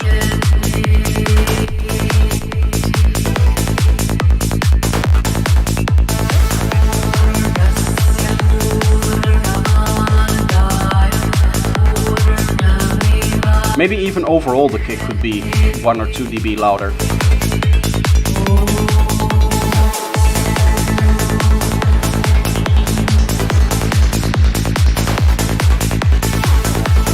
Or the bass too wide? No, I don't think so, because with respect to like the other elements, also the kick doesn't come through. It's not just against the bass, I would say.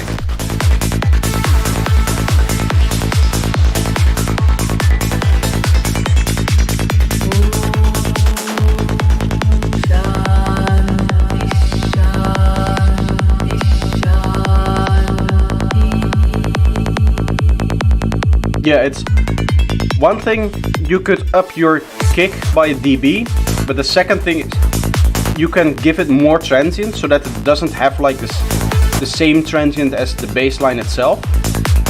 That makes it stand out more, so you can give it more high end in the transient.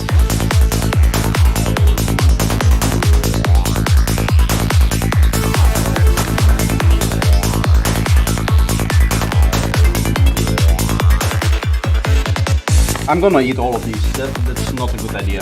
Let me put this back.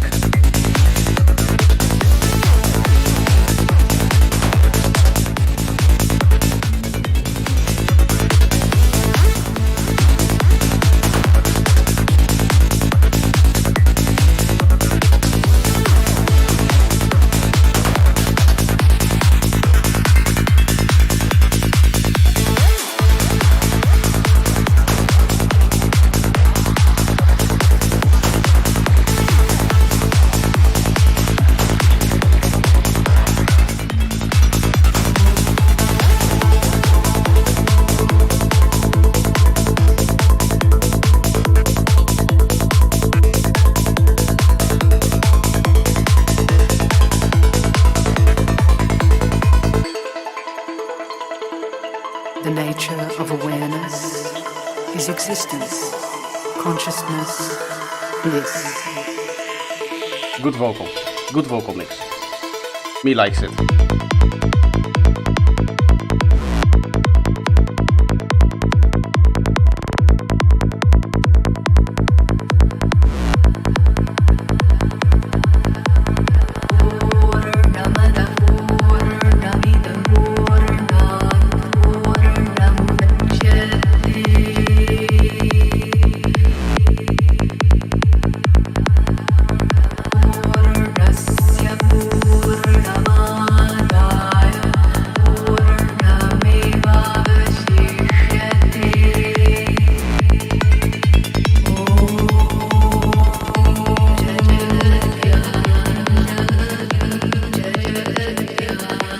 Can you answer, do we really need sub bass for Psytrance production?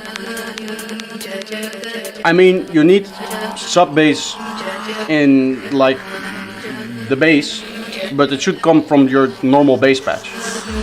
You don't want to layer your bass patch with a sub bass, no.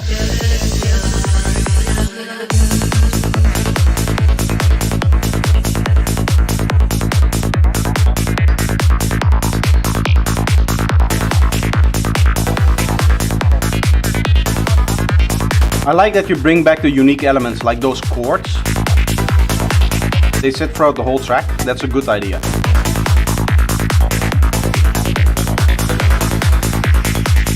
It's a short one. As long as it's a cloud track, we will be fine. We just need one every feedback stream. That's the deal. If we're gonna submit such good music, we need one every feedback stream.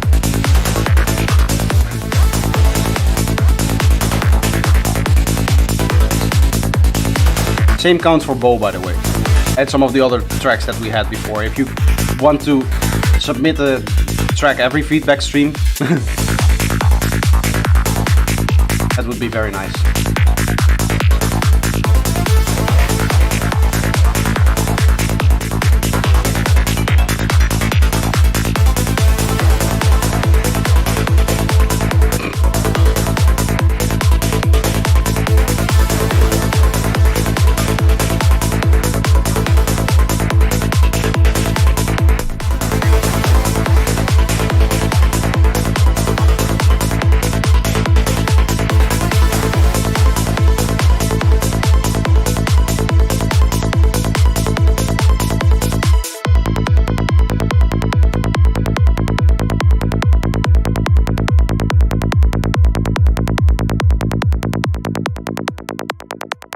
I see what's the thing with the kick and the bass. Let me go back here. Maybe I can illustrate this. Yes. Your bass line has a lot of energy, relatively, at very high frequencies, right? Which normally for Psytrance, what you'll do is you would, at around like 10, 12K, you would just low pass your bass line. You don't want it to be this plucky, this high up. And the reason for that is you want your kick to come through and to have enough of a like punch in there so that you can distinguish between the kick and the bass line in very high energy parts. Maybe it's the case that it's not necessarily that the kick is lacking high frequencies, but that just the bass having so many high frequencies. You can see this is more red than it is for the kick, right? This is the kick. You can see it in the oomph that is sitting here, which is the sub bass for your kick, and the fact that it's like pitching down like that, whereas the bass itself is just kind of like a straight line down, more of a straight line down. This is like really like a sweep, which is the pitch sweep that you get from the pitch modulation on the kick, which is essentially what creates the kick sound. The kick is what it should come through more, because that's what we dance to. Right, that's the main groove that when you're on the dance floor and you're moving up and down, which is like the main groove that you do when you're dancing, that's what you use as your rhythm. So having a transient which is more active in those high frequencies, which takes up more of your attention in those high frequencies, and that's not on the groove, is, I would say, maybe distracting from the main groove of the track. But that's a detail. As I said, many times I don't say a lot of positive things because I would be talking endlessly. This is a very well produced track, and all of the things that I've said is, again, detail stuff. Very small tweaks that you can make. This is something that you can change a little bit, the bass frequency. If you low pass your bass line, then it's just fine. Low pass at 10k, and then you should be good. Maybe a little bit of extra power on the high frequencies of the kick. You can just up it with like an EQ, and then it should be fine, right? That's a 30-second fix, and then you're just done, and then you just have a perfect production, I would say. Together with all of the other things that I said.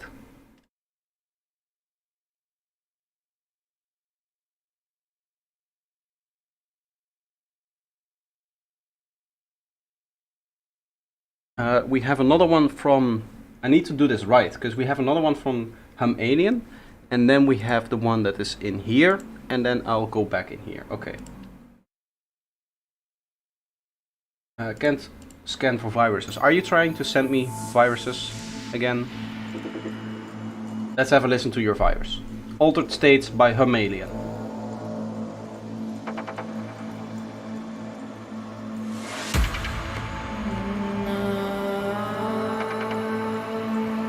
Is this the same vocal?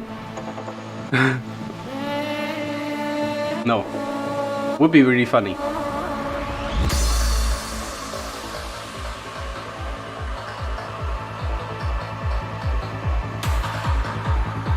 If we have two tracks back to back with the same vocal, that would be really funny.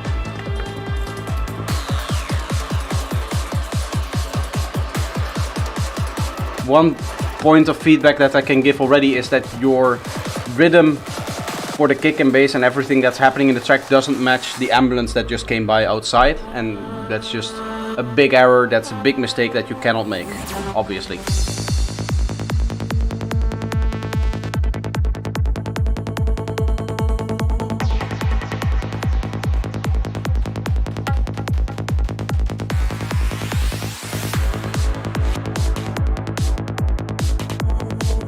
Feels like there's a little bit of a lack of sub bass here for the bass line itself. I know it's like classical to have your first harmonic be the loudest, but I don't think you want it to be this low for your sub bass for the bass, which is like here-ish, I think. You cannot really see it because the kick is doing sub bass stuff.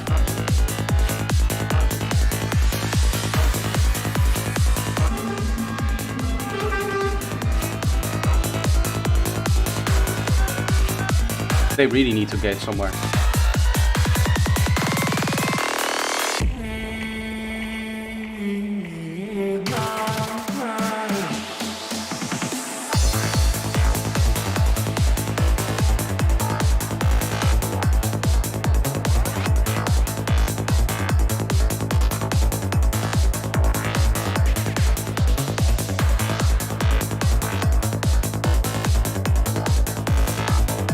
Tune that ambulance down, it's also not in key.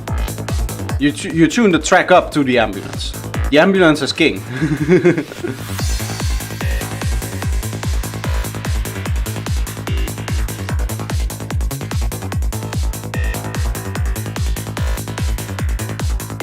Pleasant use of space, I very much agree. Each element has its own spot to shine, which is really what you should be aiming for. Not in the mix, but in the production, right? If you ever find yourself in the problem of having too many elements in a mix, then there's already something that went wrong in the production. When are you going to record that ambulance? I did it last week. I did it for the Foley challenge. And I actually used it.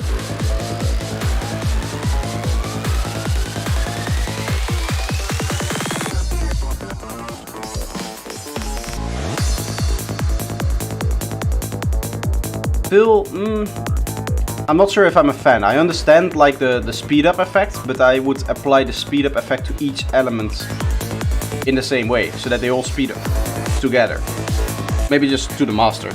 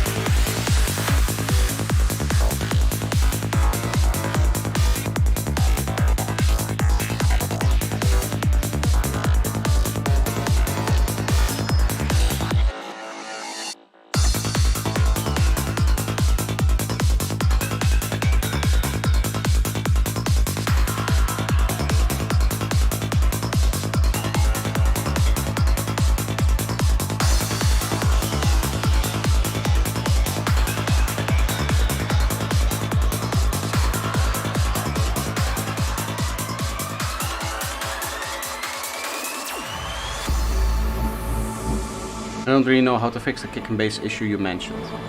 Yeah, I'll go back in a little bit. If you stick around, I'll do it at the end of the stream. I'll do like another hour maybe,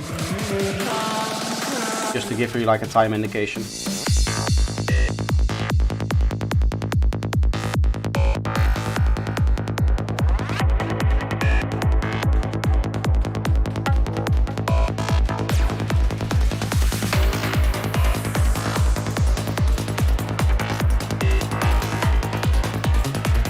Okay, so apart from the like lack of sub bass, there's not anything like technical that I'm probably going to say that could like be taken as feedback.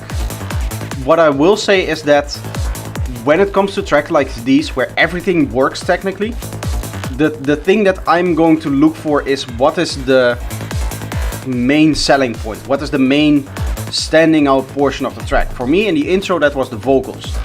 And then the vocals just kind of never came back. Never really. I think. Maybe there was a part of it in the first drop. But since then I've heard mainly synths.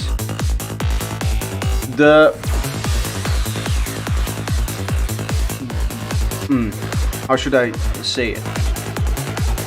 There's this...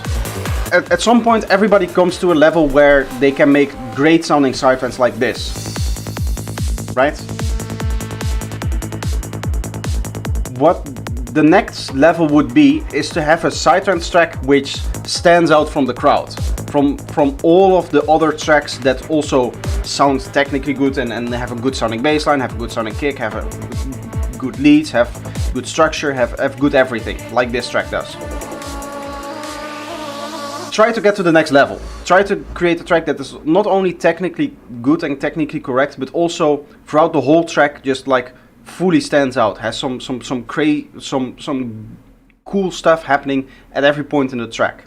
Because what a lot of sidetracks producers do, and what I've done in the past as well, is that they get into this idea that, oh, I'm going to need to add more and more kind of classical sidetracks leads, a lot of squelches, a lot of bandpass plug things, a lot of FM sound design, all of that stuff that we like to do. And if I just add more, then my track will be better.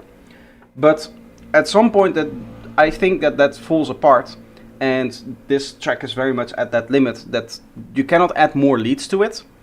So what I would like to hear is this whole track the same way, but like for each drop take out like 1 or 2 sections. And one of the artists who does this best, which I mentioned before on the last track that you submitted, was Cambium.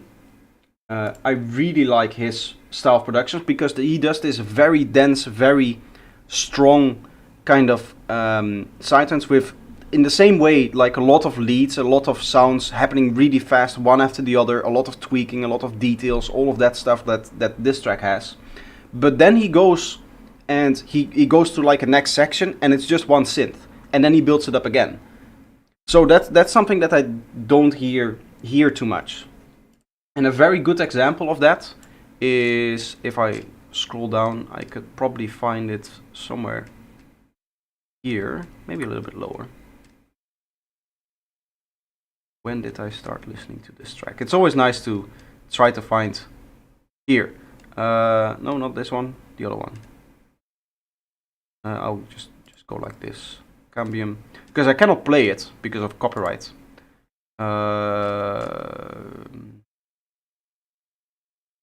Can I just see all of his tracks? Show all.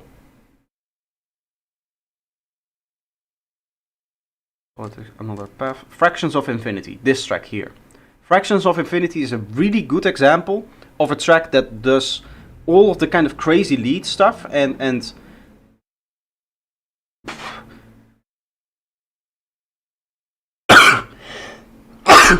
it's allergy season, I'm sorry. That does all of the crazy lead stuff and then goes back into simplicity and then builds it up again. And that's something that a lot of producers kind of struggle with, is going back down. because it sounds really cool having all of these leads play together and create this massive soundscape like you have here. But then going back to the just a kick and bass and 1 or 2 leads and have that power through equally the same is really, really hard. Are you going to get a strike if someone releases his tracks in a few months after the stream? Yes. Yes, I will. That will, not a strike, a claim.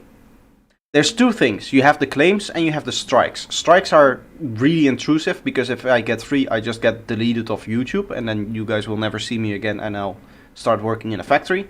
But claims are what most people send, and it's all of the automatic stuff, right? With automatic detection and stuff like that.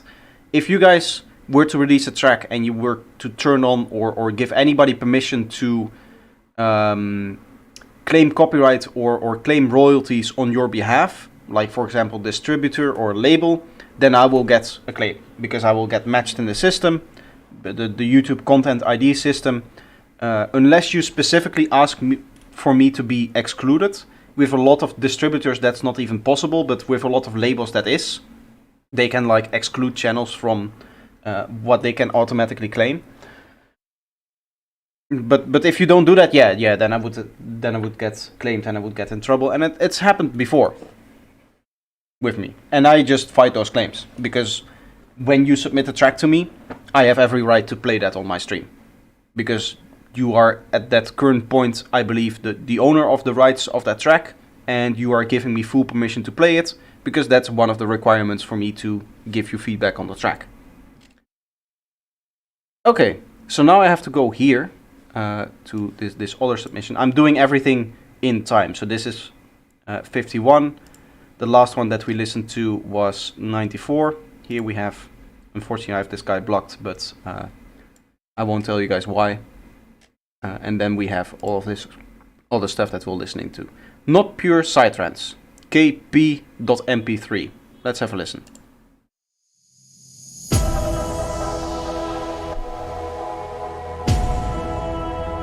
If I ever release and you have problems, just let me know. I will.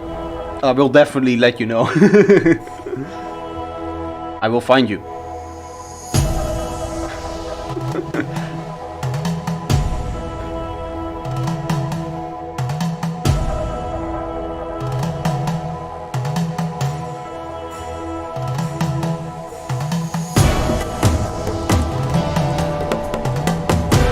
Those main tom or those early toms that came in were fully mono. Maybe you could make them a bit more stereo. That would be nice, so that they also have the stereo field like the other drums have.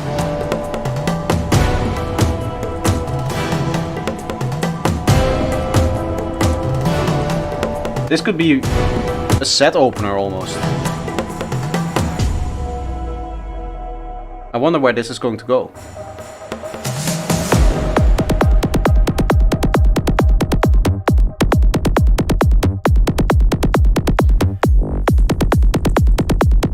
I mean, this is psytrance. Not pure psytrance, it is pure psytrance.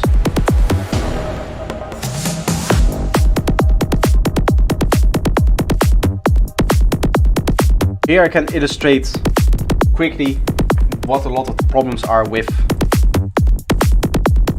kick and bass creation. You can see here the waveform.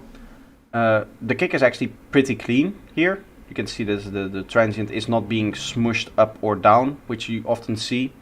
But this waveform here, you just don't have a sub in here. And then this one is just completely different. Usually when you're making psytrance, you want a nice groove, right? Which is achieved by a nice mid-range and that kind of stuff. And the reason for that is you're inducing a trance into people when they're dancing on it on the dance floor. Now this is a little bit more progressive, so this is usually designed for like jumping and stuff like that. But still, the main principles apply in that you want mid-range and a sub-bass. And what I think happened here is you used a different waveform than a saw for your bass line, and then you just messed with it too much. So kick and bass, just keep it simpler. There's no need to go this aggressive on the the sound designing for your kick and bass, because you can see what it does to the waveform, right? If I just look at this, this is a mess. I'm gonna be honest here.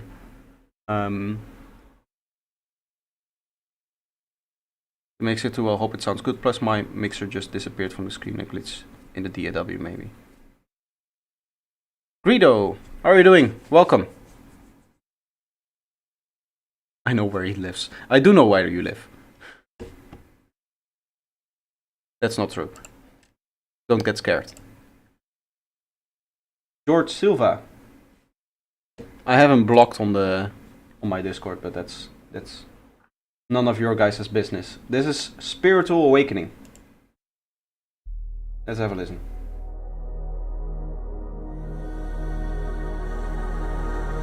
Oh, I should. Yes.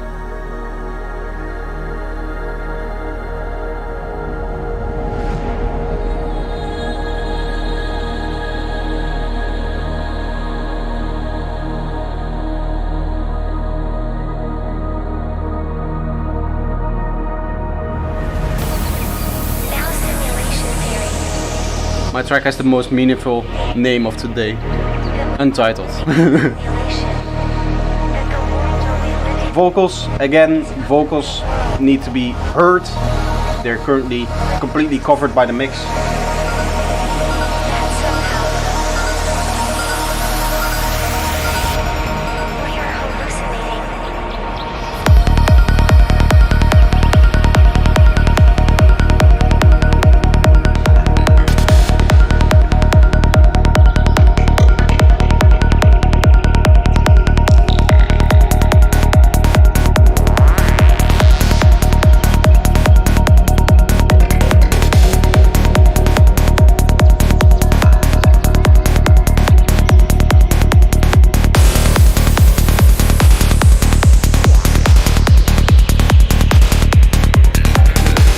What did you do to get blocked?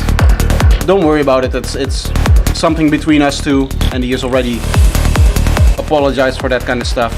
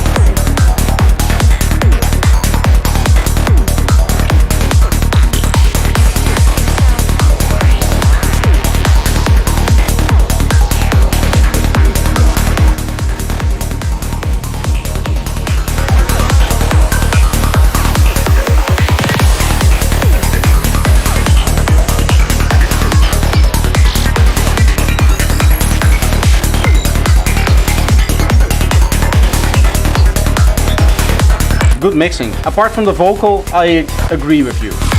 This is one of those tracks where it's the same with the last track with From Human Alien. Everything works technically, but there's nothing that stands out as just like this is just normal Psytrance synth, right? Maybe this part. Again, vocals can be a lot louder. You want them to be understandable.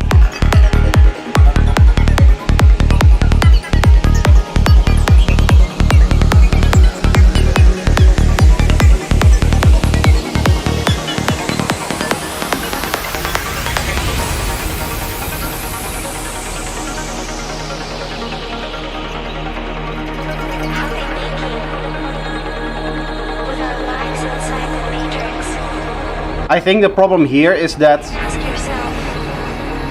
you've heard the vocals soloed, and this is what a lot of producers have. This is even something that I had, including with that mix that I turned up in the break. I know what the vocal says because I can listen to it solo, right, in the DAW. Your listeners cannot. They hear it in the mix. So they need to extract what the vocal is saying from the whole mix and not just the vocal itself. which is a really hard concept to grasp for a lot of producers, because when you're just producing, that's what you do, right? You solo an element and you listen to what it does, and then you go on to the next thing.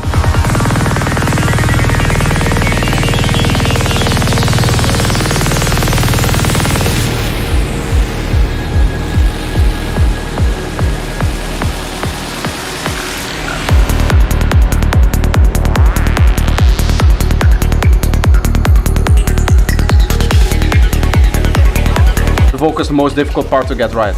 Exactly.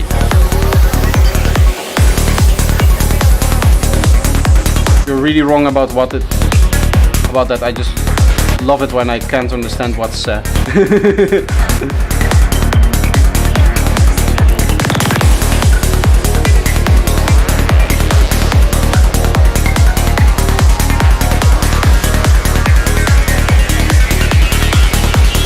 Maybe compressor on the vocal. In this case, if the vocal is playing in here, which it is actually, there's just not enough space. Don't have a vocal in such a busy part of the track. But for the rest, just turn up the volume.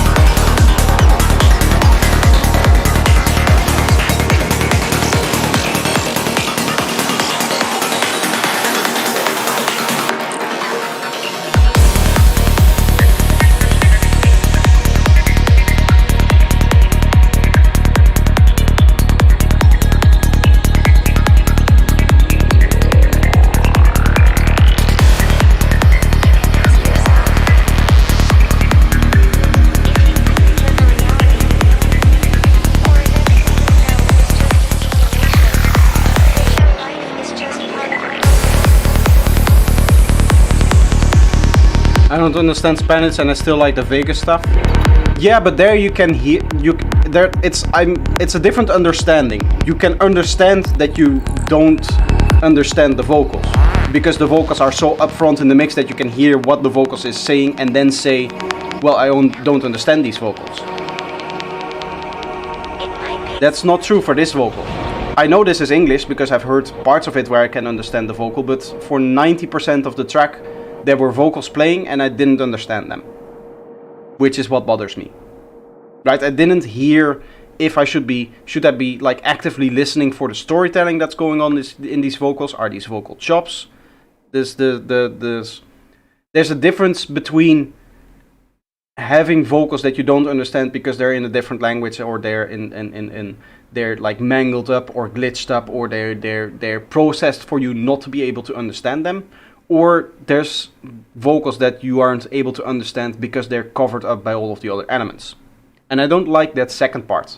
I do like that first part, and I would agree on you there, but you would need to be able to hear from the mix what the vocal is doing. Because a vocal, when it comes to a vocal is a very strange element in that we psychologically are programmed to seek out voices, right? Human voices. When we were like in nature 3,000 years ago, it was really helpful to be able to understand a vocal even if there's other sounds playing. So we can hear that it's there in the track. I can hear that it's there, but it's not there enough for us to actually make sense of what is being said. So we're trying really hard to understand this vocal and say, well, there's important information in there. There's somebody speaking. There must be important information, because otherwise it wouldn't be there in the composition of the track. But the mix doesn't allow us to pick up on that information, and that's actually stressing. So it's coming from a background of like evolution, which, for the record, I have no experience on any like science field regarding evolution, history, or that kind of thing. This is just something that I picked up on from other people who talk about mixing and vocals. For the rest, it's for the rest, as I said, it's the kind of track that is technically complete and technically perfect, but doesn't really stand out. And that's another thing. You could use these vocals to really make the track stand out, which you're currently not doing. This is a track from George Sylvia. I don't know if I'm pronouncing this right. The J in Spanish languages is usually pronounced a little bit differently. And again, he is blocked for me, but that's something between him and me.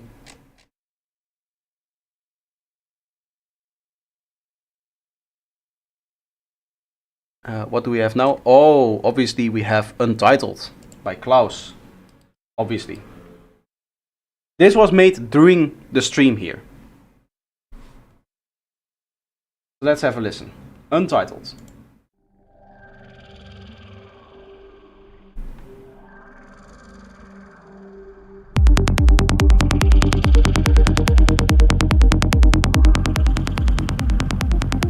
Nice dark atmosphere. Same thing with the bass line. You can low pass your bass line ever so slightly so that your kick stands out a bit more. Like 10, 9K, that's usually the area where I low pass. It's also nice when you're going to mix hats and stuff, that you don't have that space taken up by the bass line.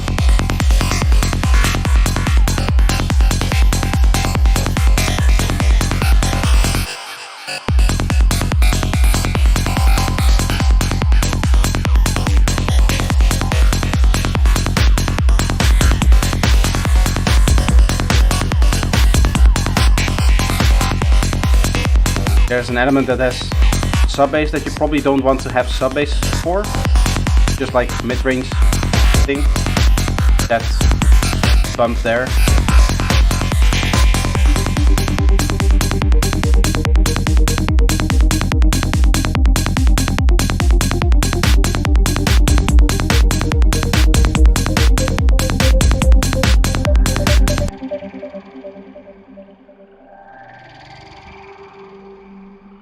You started it at my break. So for reference, that was less than an hour ago. And he submitted it at 09. So that's like 40 minutes of work on a track like this. Just to show you guys what Klaus is capable of. It lacks a little bit of the traditional Klausian feeling that we're all too familiar with. Like the real world instruments.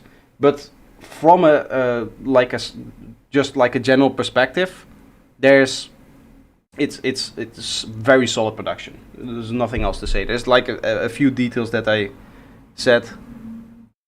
Go on, Klaus, make another one until the end. You do have time till the end. We actually don't have any tracks to listen to, so it would be really nice.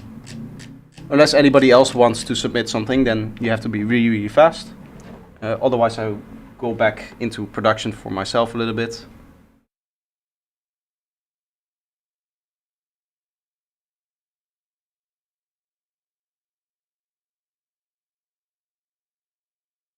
Because right now there's the end of the parts here. There's nothing more here. Could be longer. That's kind of true with all of Klaus's tracks. I think he does a lot of just starting projects, and then he makes like 2.5 minutes of them, and that's where it finishes. I mean, a lot of the tracks that he sends for feedback are like that. Maybe that's just because that's what he's then currently working on. That's my problem. Yeah, it's a common problem to get your track to span the whole length that you need it to be.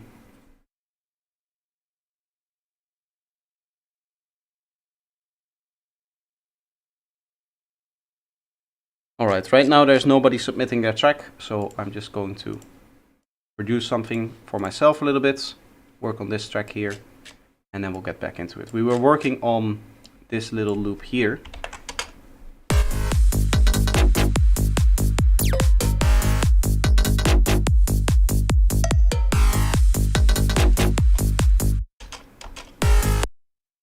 sounds a little bit too strong, I would say.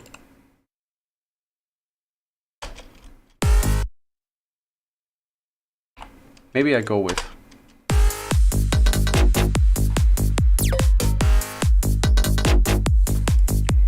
Let's see what happens if I do add like a slide bass to this. If that ruins the groove.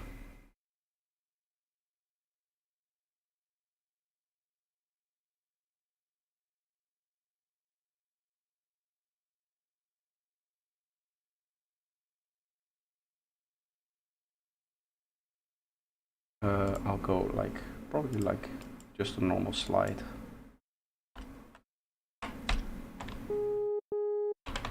Obviously, like that.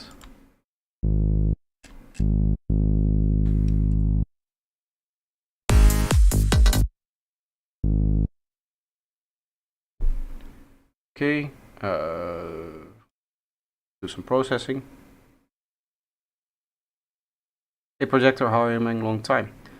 Sidhu, oh that's indeed a long time. I think he is one of the guys that was like very active in my chat before I took a long break, right? Because it's not even the name that's familiar to me, it's the profile picture. I think back when I streamed on Twitch, right? Because I think I remember the profile picture from Discord. So that's like a real old viewer of mine. That's cool. That's really cool. Also got busy with my college. Yeah, I took a break. For those who don't know, the reason why there's like a year of non-activity on my channel is I got almost too addicted to making content. I used to do a video every day, for those who don't know. Which, like, I didn't do a lot of editing and stuff like that. I didn't do a lot of work on making the videos. Basically, I would just hit record, start talking, start rambling. If you go back to my old videos, you'll see. I would start rambling and then I would just say, okay, this is the part where I'm going to need to show the screen, and this is the part where I'm just going to be full cam, and that's all I did in the edit, right? So I could pump out videos every day, and I wasn't really doing it in any healthy way, right? Because I was seeing the number go from like 500 subscribers, 700 subscribers next week. The next week it would be 1,000 subs, and I was like really hyped about it, and I wanted to continue. And at some point I was just not taking care of anything. And real world things, I was just not taking care of that. So I had to stop. I really had to like detox from the internet almost.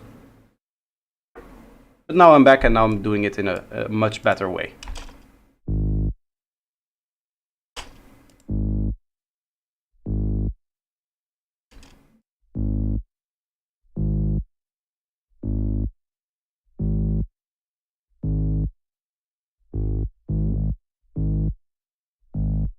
Can give this a bit more.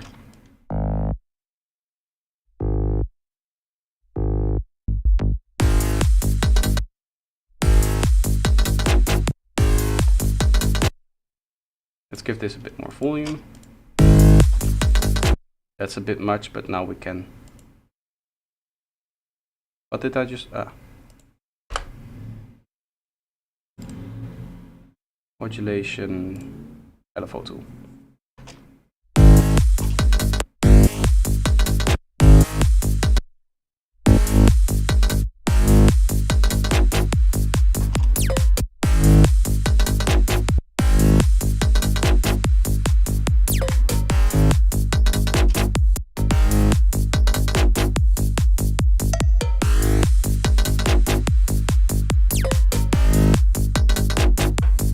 Still a bit loud maybe.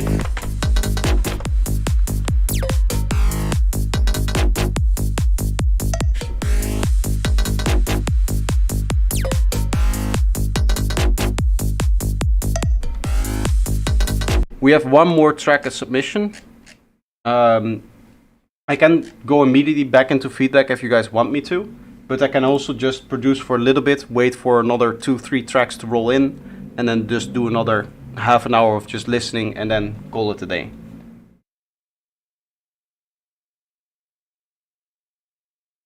Is this from last week with the Foley sounds?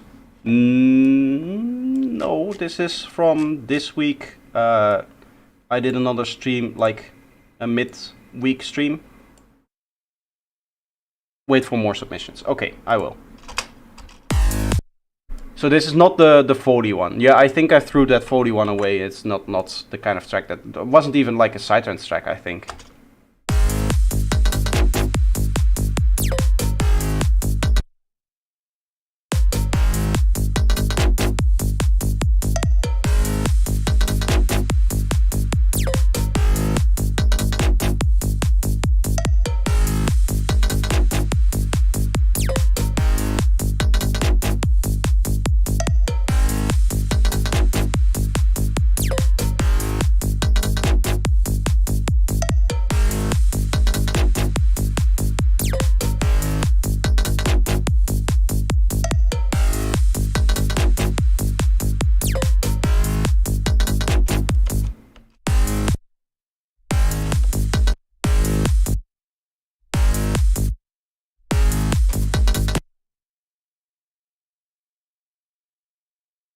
Sometimes offbeat is all you need. Indeed.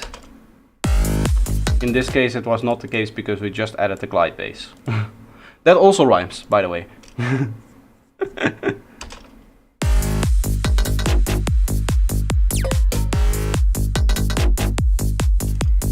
Maybe I'll do this one every other, like stab.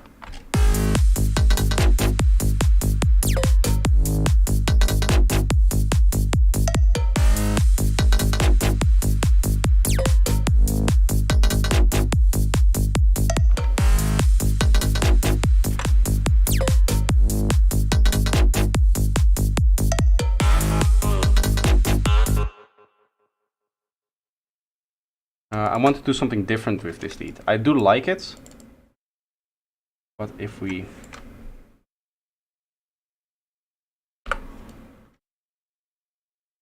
go like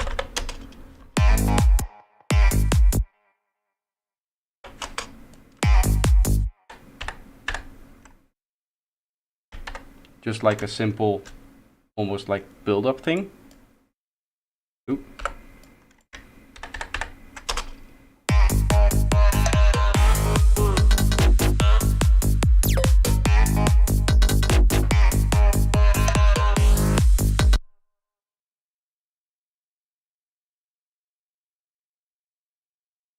This does not need automation.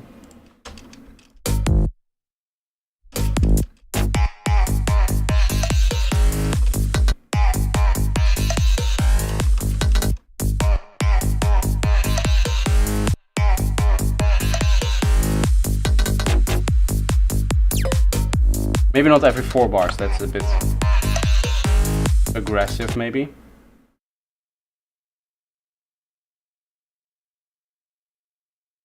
Did you make those sounds with your wavetables? I did make some of them, yes.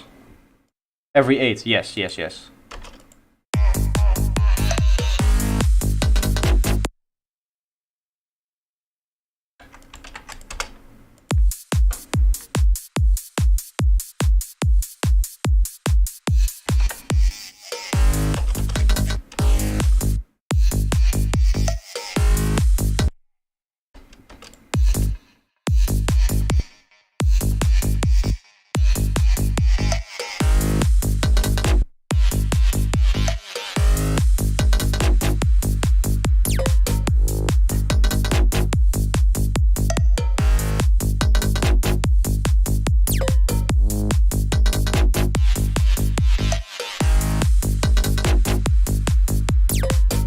Maybe even every 16th, just as like a...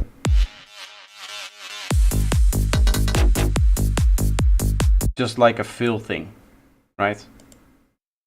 And this would be the part where we have the stabs in here.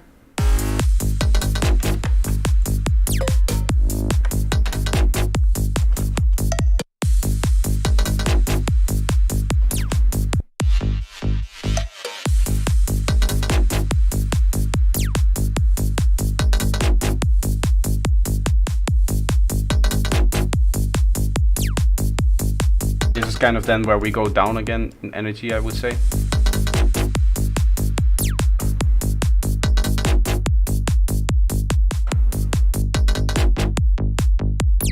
Maybe just even like all the way.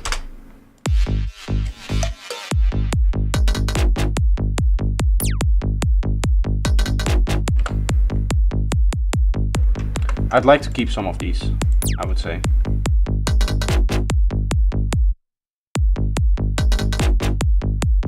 You probably have like an atmosphere or some vocals or something like that in here.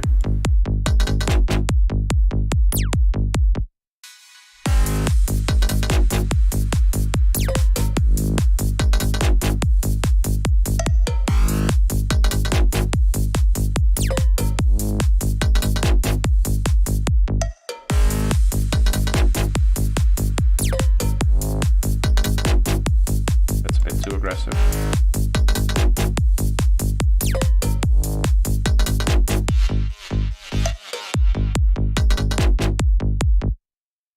Maybe if we just up the feedback massively and just let this run out here.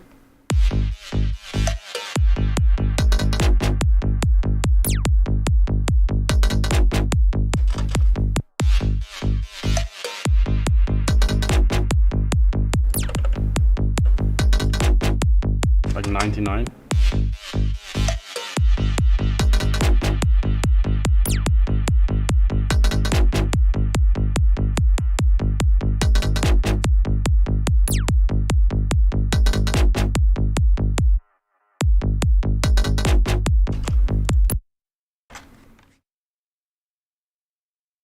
And then we go with like a sweep in here to do the next big delay thing. So that way we basically have like 2 atmospheres, which is just the delay from the elements that they're playing here.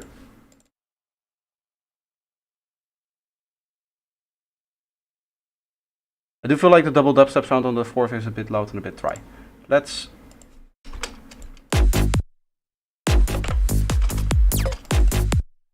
see if we can maybe add an elephant.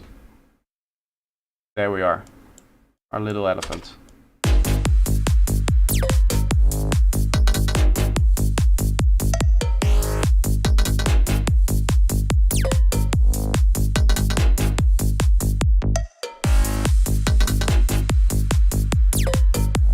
I don't want this to be too like in your face kind of thing.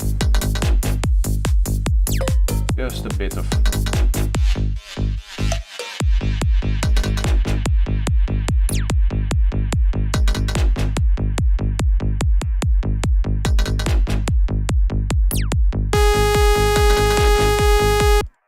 That's not what we want. That's not a good sound.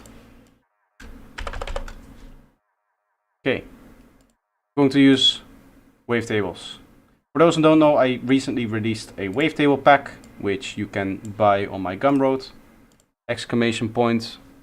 What is it? Do I have a thing for that? I do, right? Ooh. A command. Let me quickly see if I added a command for my products. I believe exclamation point products should bring you there. Hello? Why am I locked out from here? Is this going to mess with my stream? I don't think so. Dashboard. Here we are. Cat commands, custom commands, exclamation point products. Yes, that works. Oh, people already saw. I recently released this wavetable pack, which has 352 wavetables in total. Yeah, if you want wavetables, check it out. Also, there's a demo that I released yesterday. Demo, which is like 35 free wavetables. So if you're not really sure if you want to purchase it, there's a video demo of like 20 minutes that I made, which is up on my channel. And then there's the free part of the pack, which I always do for all of my products. There's always like a free demo so that you can check it out. If you really enjoy it, then you can buy it. So at least if you're here in the stream and you haven't already gotten the free part of the pack, just get it. It's free, and there's no requirements. You just literally click on the link, download it, and you don't have to like sign up for any artist portal or anything like that. It's just free stuff.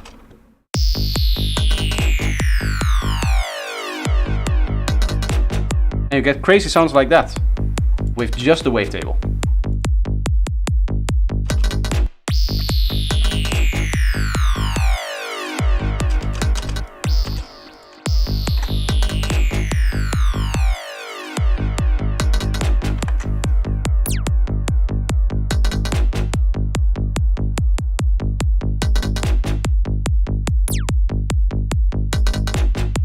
Let's do some vocoder stuff.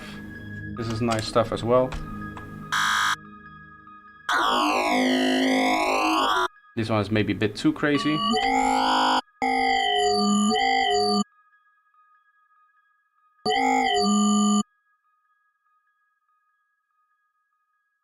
Do I want to like go like this maybe?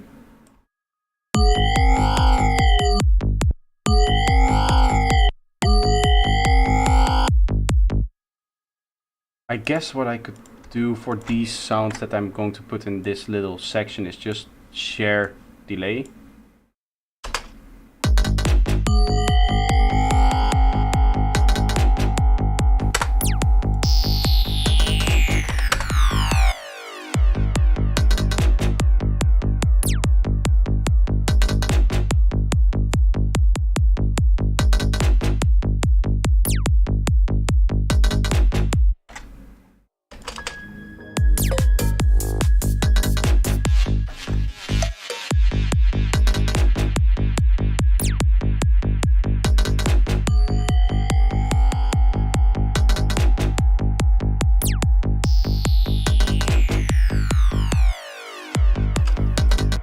What I might need to do, or what I'm thinking of doing, is just like something like this so that it doesn't like click in.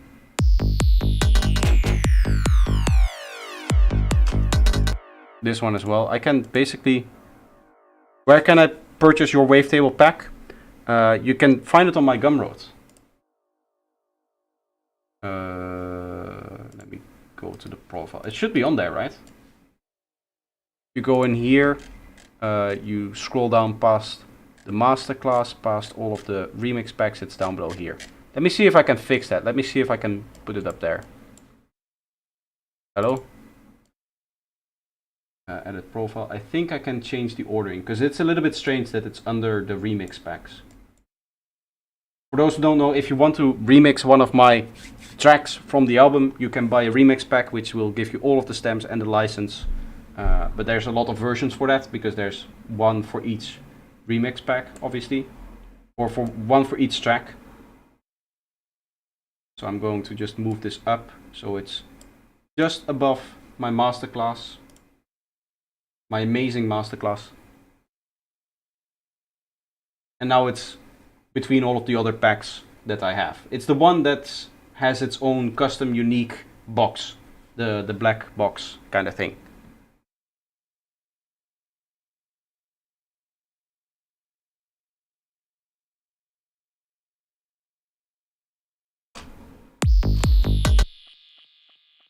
Either way, I wanted this to do like that, and then you go here and just move this up slightly.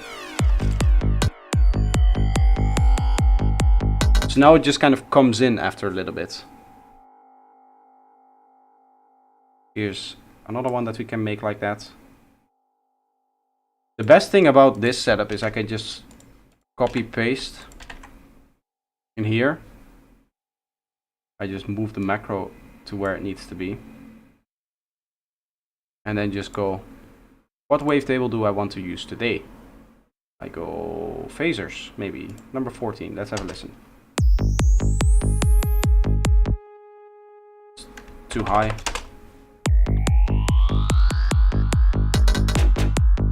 Let's for this one go down.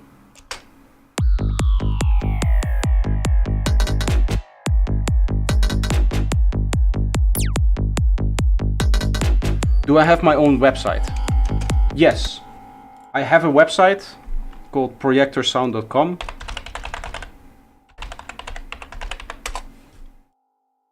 which has all of my stuff. It loads really slowly. I need to do maintenance on it. It's a bad website. I also need to put it on here, the wavetable pack.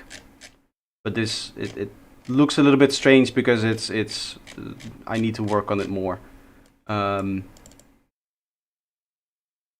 It's something that I made myself. You can see this is the WordPress-like thing because I'm the owner of it.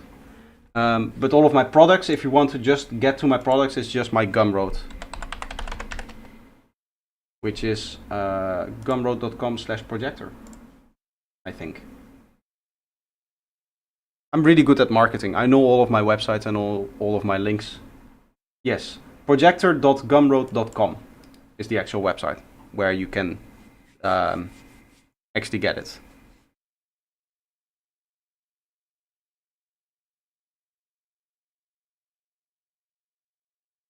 I have too many wavetables already. You can never have enough wavetables. At least that is what Dada told me before I bought all 4 of his packs at the same time. His packs are also really good. That's the reason why I started.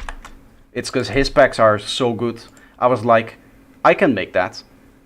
I can do something like that. These are like, it's the same kind of thing, right? Where you have a bunch of different categories and it's just, you set up one type of wavetable and you print out, in this case for the detuned, I was able to like just do 23 of them. One of the things that I should probably do for the next one is put a 0 between all of the single things. Because here it's now 1, 10, 11, 17 and then 2, 3, which is a little bit strange, but I mean that's okay. It doesn't really matter.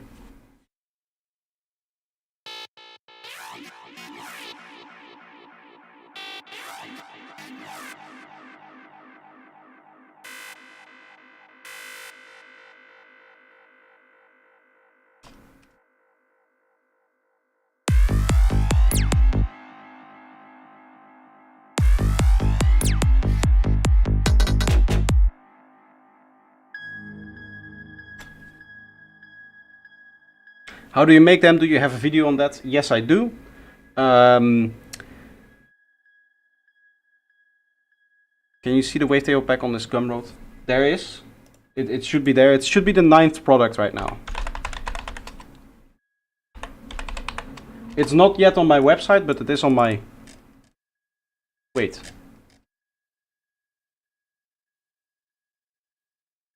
Why is it not here? I just moved it up. It's showing it for me here. In this thing. And it's showing it for me... I don't even know if I should show this on stream, by the way. The wavetable pack. But it's not showing up on my Gumroad. Projector profile.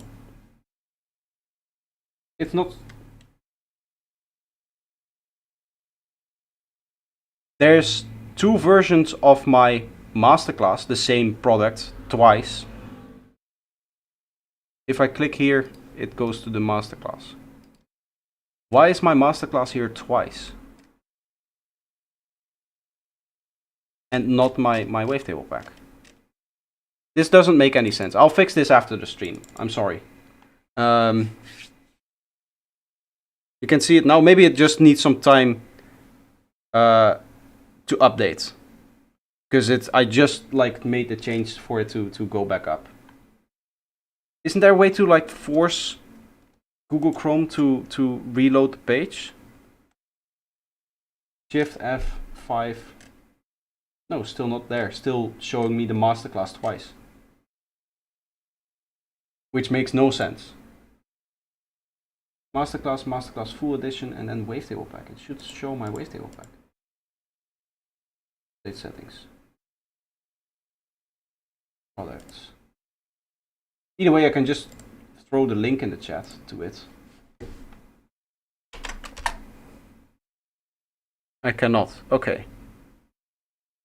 It was there before, but I can't see it either now.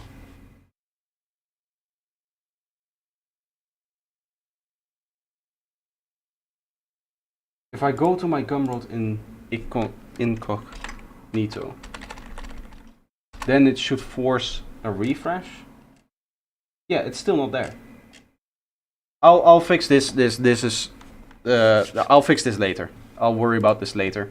I know that it's now missing, so right after the stream. I don't want to sit here on stream and spend a half an hour like troubleshooting. We also still have to do feedback, and it's getting to like 3 hours. So what I'll do is I'll make one more sound, and then I'll listen to that track. If there's any other tracks that you guys want to submit, right now is the time to do it. The last link works. Okay, perfect. I guess the detuned one. The detuned ones didn't really come out the way that I wanted to. I mean, they work. They really have that detuned phasing feeling. But it's only like in the middle, and at the beginning it's just like a... almost like a static tone, and then at the end it's just a mess.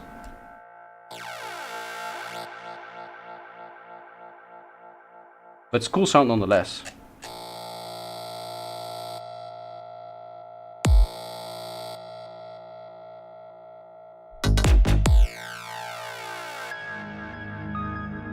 I want a bit of stereo wave on all of these sounds. And then it's just completely there. It's there now. Did it update?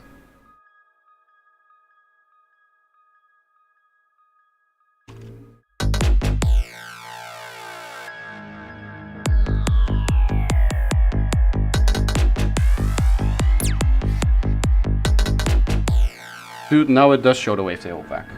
It just needs some time to update. It's just Gumroad being a little bit slow. Yeah, now it's there for me as well. Okay, perfect. Nice. So then, please stop playing. Thank you. I'll save this. We'll listen to the track by At Least One Coffee.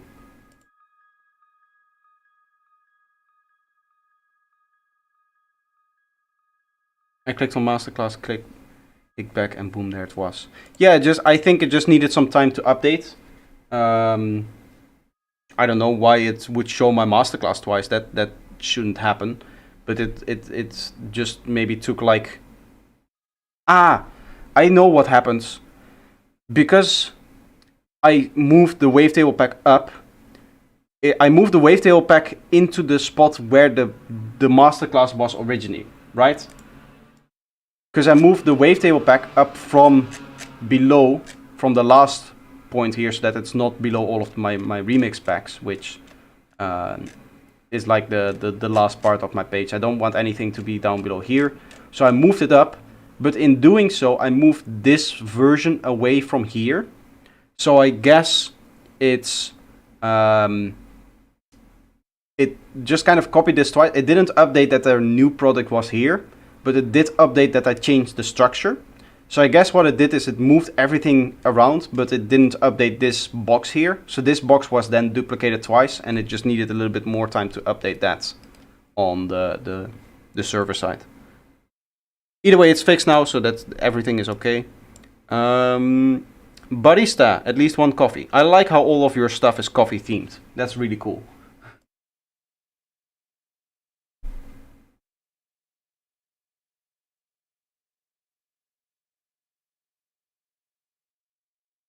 Nice, you thought of all of the important wavetables since. I mean, wavetables are like a standard format, so they work for all wavetable synths, so I just put it in there for marketing's sake. That they all work. Should I put Pigments in there? Can somebody check for me if Pigments also opens these? I think Pigments is a wavetable synth, right?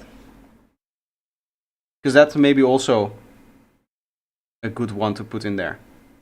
If there's any synths in there that I can put on there for extra marketing points, for extra marketing credits, then it's good. It's all marketing.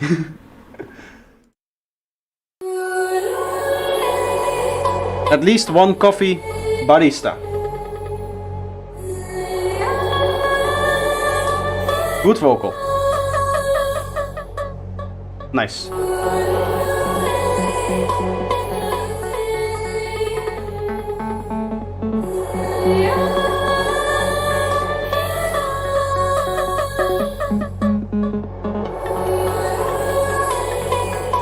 It has wavetable too. Yeah, but can it import standard wavetables like Serum, Baseband and Vital. Because they all share the same format, the same wavetable format.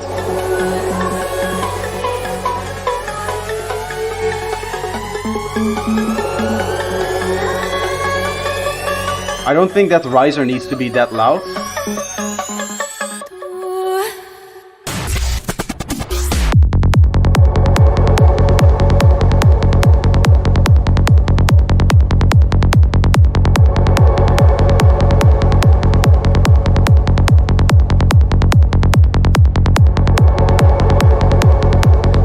Clean kick and bass, I like it. Maybe you can include Omnisphere too. Does Omnisphere open standard wavetable things?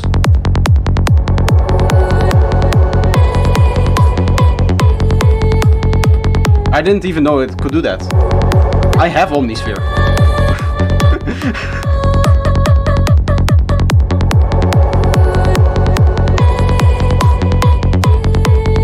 I know it opens its own samples and stuff.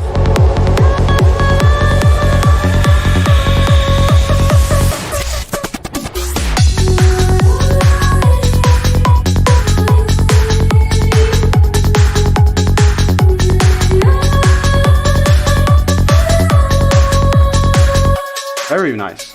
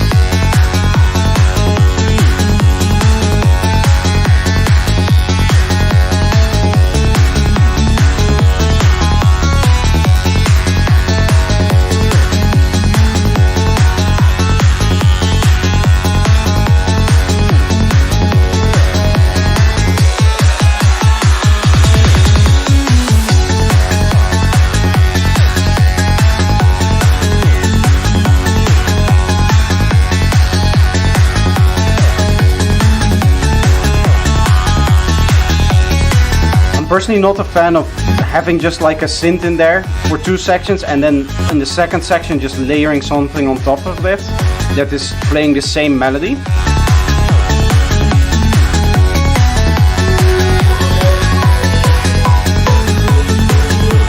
I'll let you hear an example of what I like to do later after this track.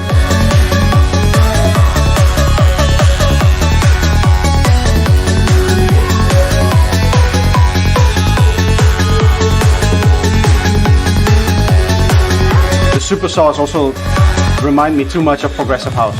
I don't want to go back there. Now this is cool.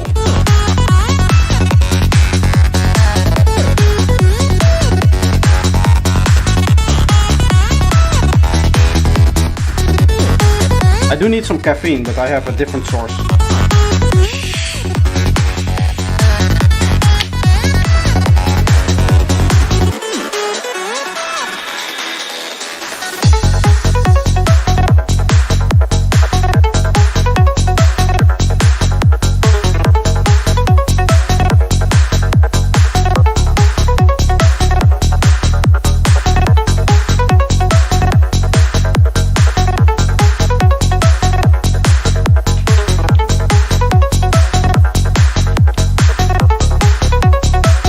A bit of obvious sidechain or transgate rhythms would help. Yeah, it could add a little bit of the groove back in there. Both of them actually.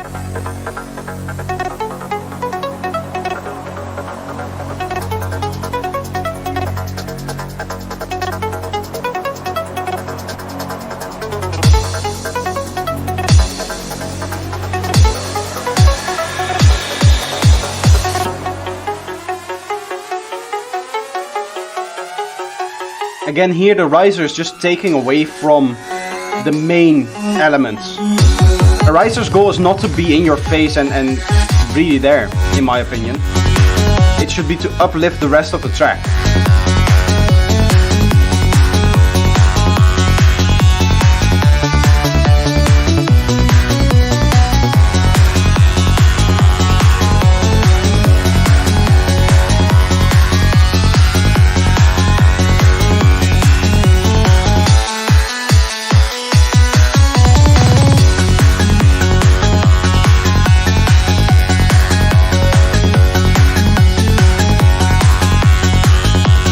Yeah, here a little bit of the groove can be brought back by, as somebody said, a trance gate or something like that, or just making the MIDI notes a little bit shorter.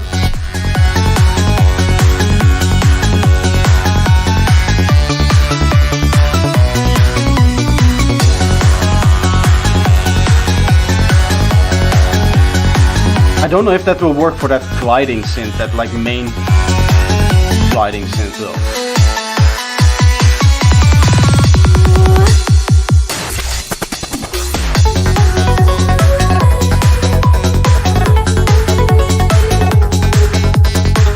That fill was too long or too late. Everything in this track followed this like normal 16 bar or 8 bar structure where you divide up your drop and fill in sections of 16, right, like I do.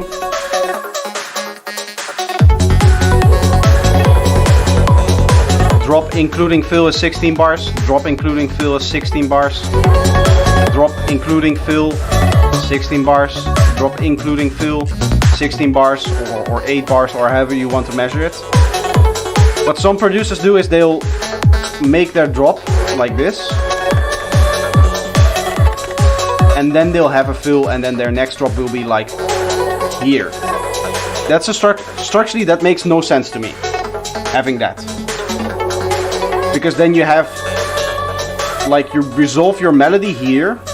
In your case especially, you have like a melody or a sequence that you resolve right here at this point, and then you don't go into the next part, right? Because there's a little pause in there. So from a musical standpoint, that having the fill like add to the structure, add to the length, doesn't really make sense for me. Let's autoplay, don't worry about that. Kingthin, there's a new person here, welcome. What a handsome young man that is on the cover art. Look at this. Let's listen to your track as well.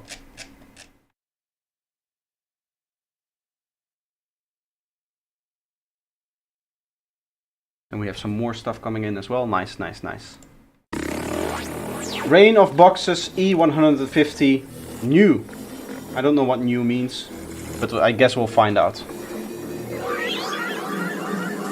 That's some crazy sound design already.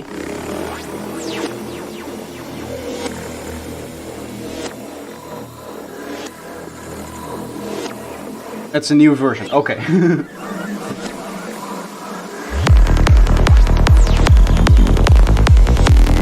Nice strong kick and bass.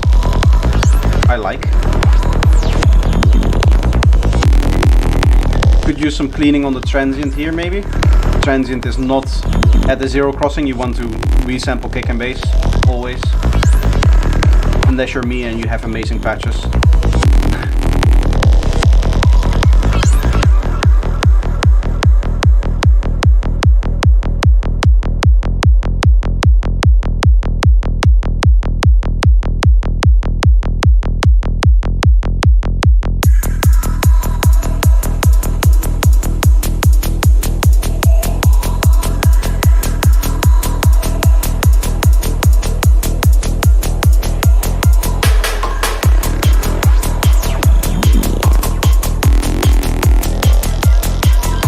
Personally, I would not switch up grooves like this. Like, if you have one section of rolling kick and bass and then you go immediately into the offbeat, I would save the offbeat part then for second drop, right? So that you have first drop is rolling bass, then you have your smaller second drop, which is the offbeat, and then you go back into rolling. That's how it's usually done. And I think I like that as well. I do like all of the variations that you have.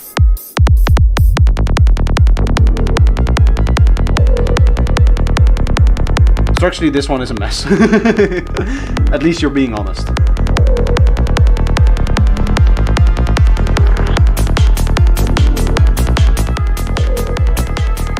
At least this one works well with the ambulance.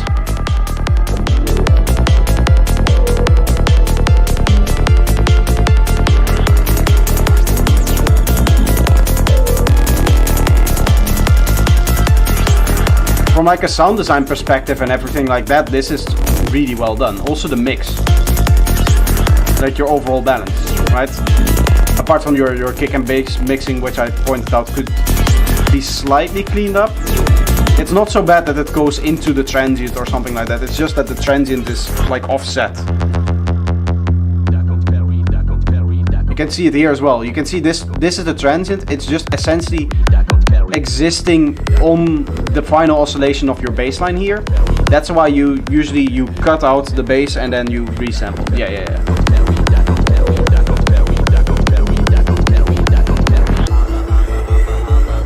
The vocals actually sit well in the mix.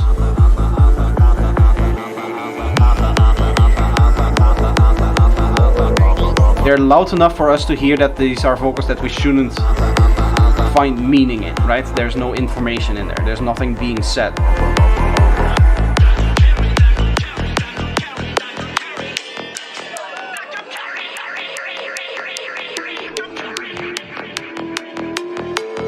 You can hear the vocals clearly in the mix. That's what I meant. There's some crazy sounds in here.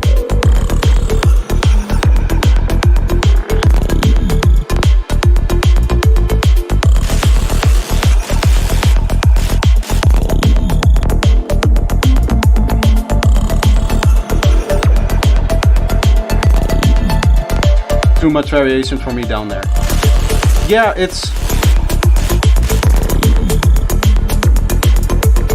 I mean, I do get this kind of very complex, very variating track, and I said when you go into rolling and then you go into offbeat and then you go back into rolling like that in one drop, it can be very, very confusing. What you could do is just start with the rolling, then go offbeat towards the break, and then you go into your triplets, bass line and stuff like that.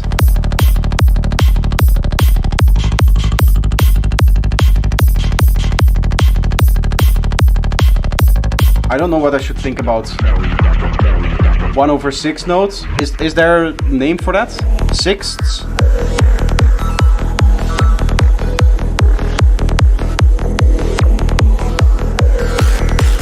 Now we're out of the triplets again. So yeah, it's a little bit confusing because you're mixing different musical ideas within one drop and then you like switching back and then back again. Quintuples. Was it 5 notes? You include the kick. I thought there was 5 bass notes and the kick, so that would be 6, right? 1 kick and 4 bass. Confusing stuff.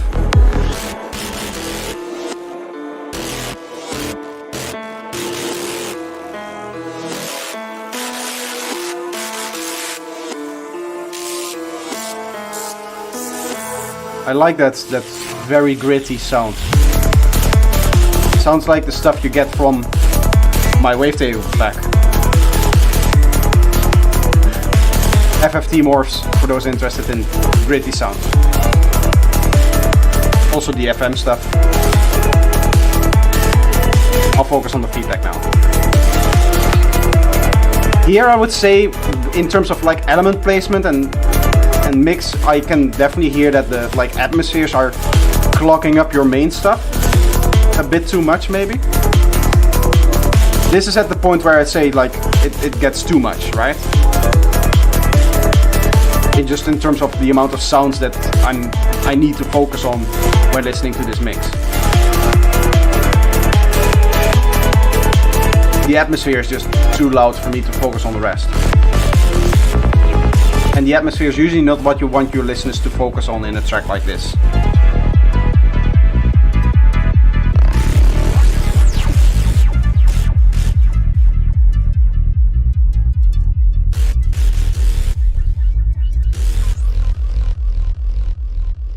to go back to that part with the queen touch.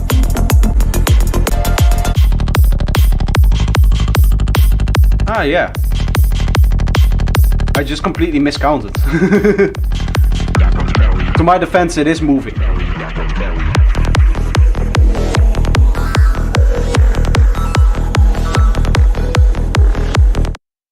I agree. You have a lot of cool ideas in here, maybe a few too many. Right? It's hard to push all of those ideas into one single track.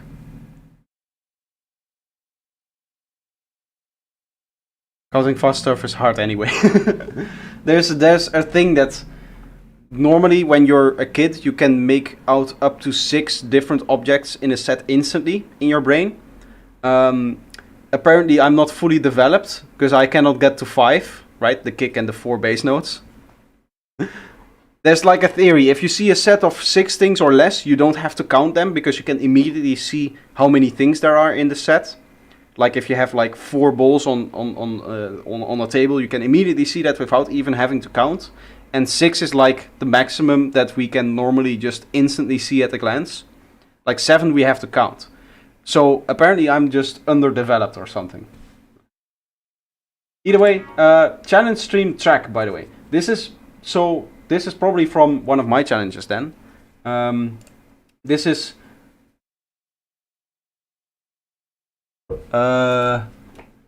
cybernetic. Oh, it's here as well. Cybernetic, yes.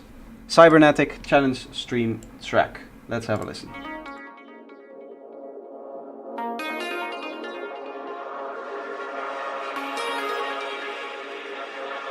I recognize that vocal from the Kashmir pack. I've used it in a track before.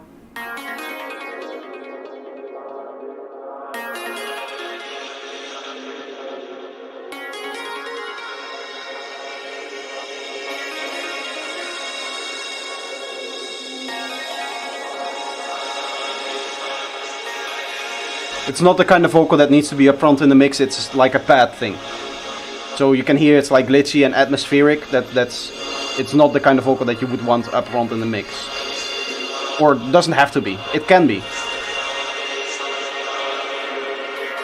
But for this case it's just like a pad, right?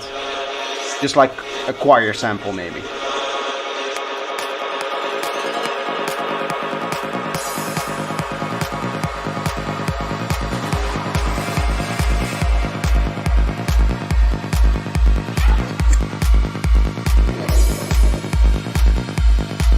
The bass lacks bass. There's no bass in the bass.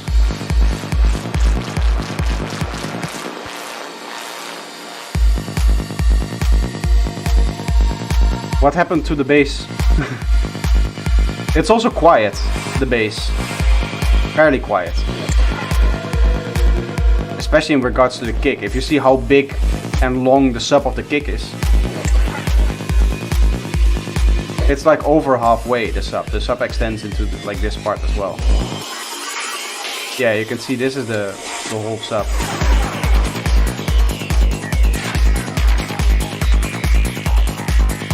This is from my one-shot challenge, I think.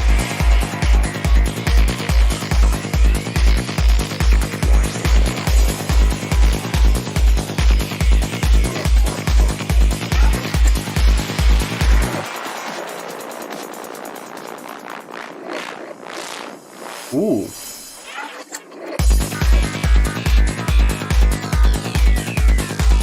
There's some crazy sound design in here as well.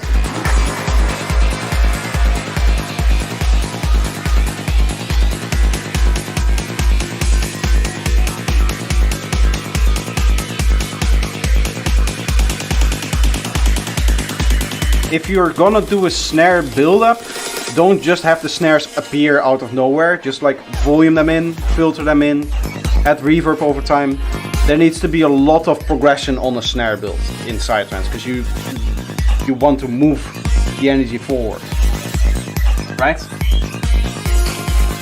Mix-wise, since I lost hearing in the left ear 2 months ago, it's really helpful to hear what you think about it. I need to think up the last part more. Thank you, man. Glad that I was able to help.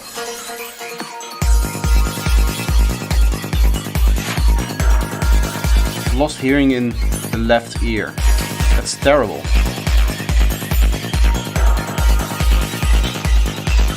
Is there something? I don't want to say that there's something magical, but there's an Andrew Wang video where he talks about hearing loss and how he deals with it in his mixes, which probably boils down to hire a mixing engineer.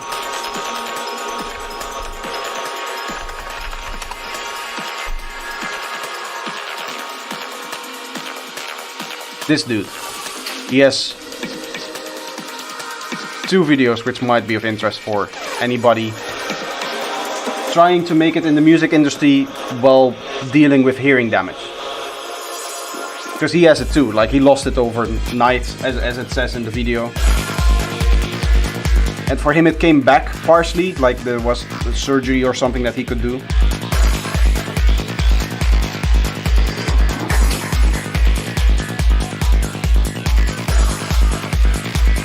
Yeah, apart from the kick and bass, this track is very, very solid. Like in the sound design, the structuring of it, I do like it. It's just the kick and bass is pushing me off because it's no sub on the bass and the kick is too long. It's also a bit wonky. It doesn't really have the punch or power that you would want from a sidetrans kick. It's almost like you just took like a club kick from the Vengeance pack.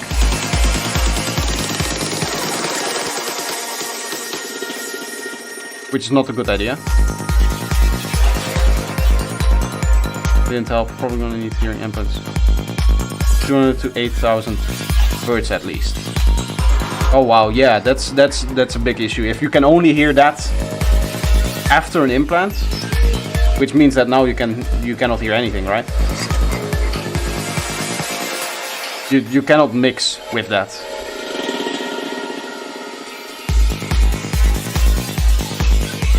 King recently announced that he's dealing with hearing loss. I mean, yeah, when it comes to like performing artists, it's a really big issue. That's why all of them are now currently DJing with like in-ears, so they can just protect their ears from any hearing damage. Because it used to be you just have like this big monitor next to you and it would just blast you with volume.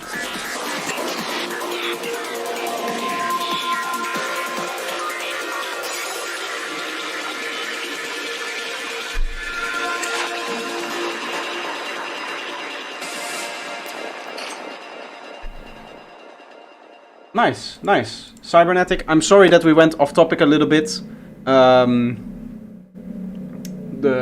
We talked a lot about the other things that happened in chat.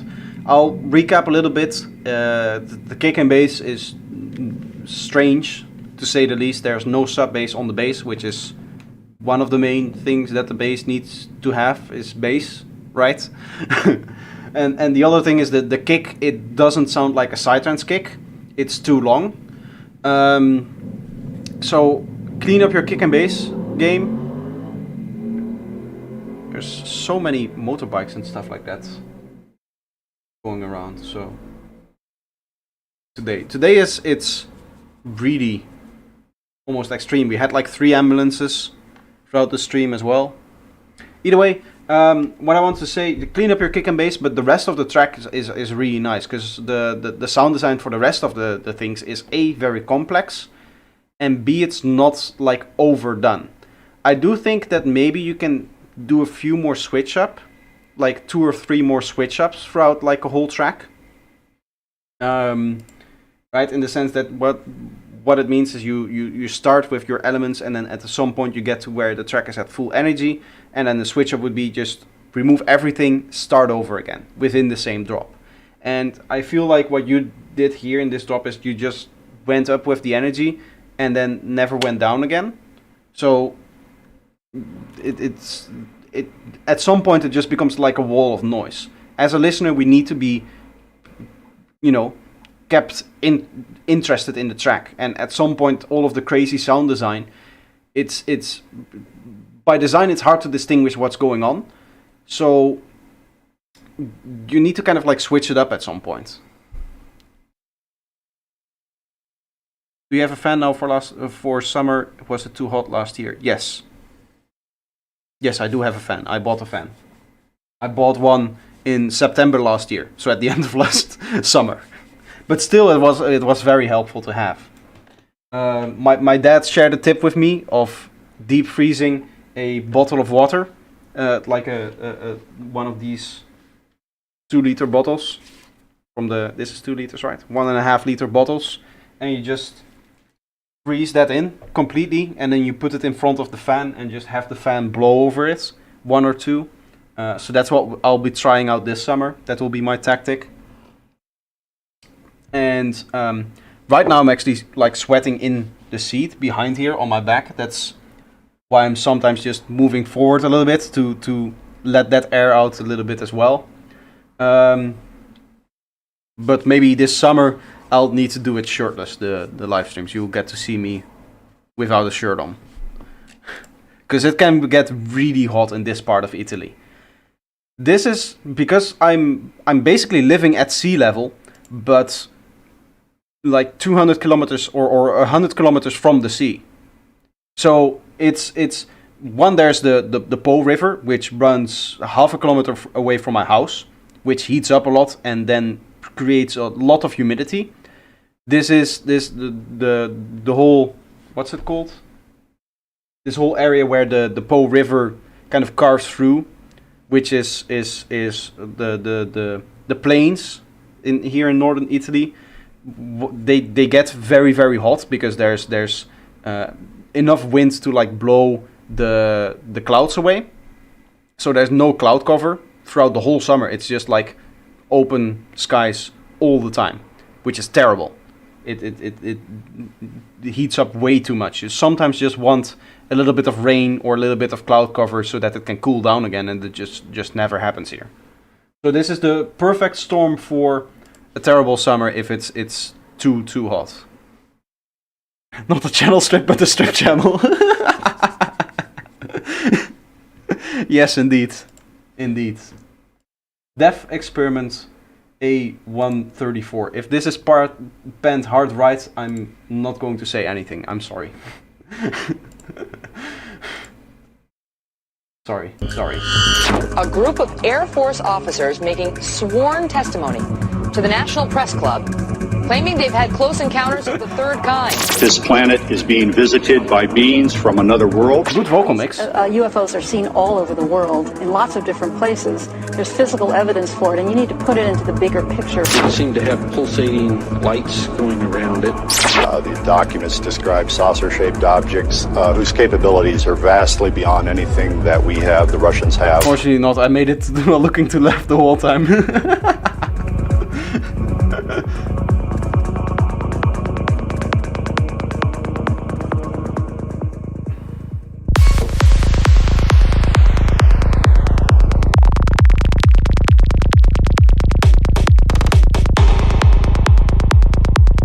Bass check.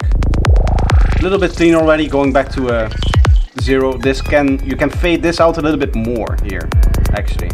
The last oscillation. That way it's not so loud very much in front of it, and your transient gets a little bit more punch from that. Just by virtue of the speaker kind of resting a little bit before it can push out that air that comes from that very sharp, very high transient a little bit stronger.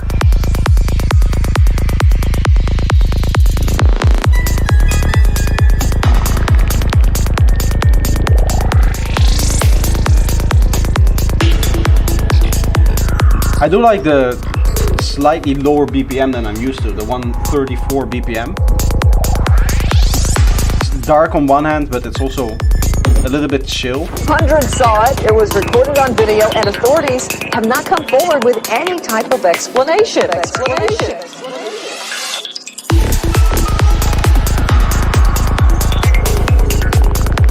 Turns out the deaf guy has the best vocal mix of all of us today, including me.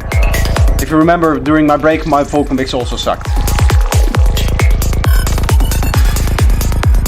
It sounds really good. Nice and clean as well. This is King Thin.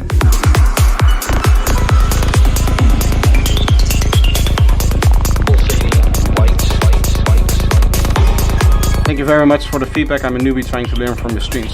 Well, hopefully the feedback was helpful. I know we went a little bit off topic with all of the things that we were talking about in chat, but hopefully there's enough for you to pick up and do something with.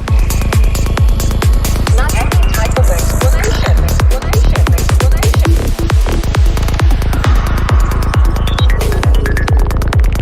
Close encounters of the third kind.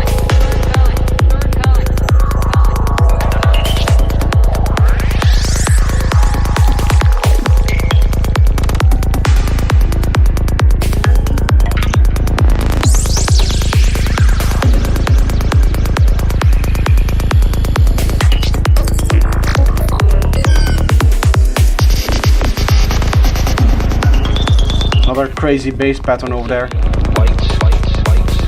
For a little bit.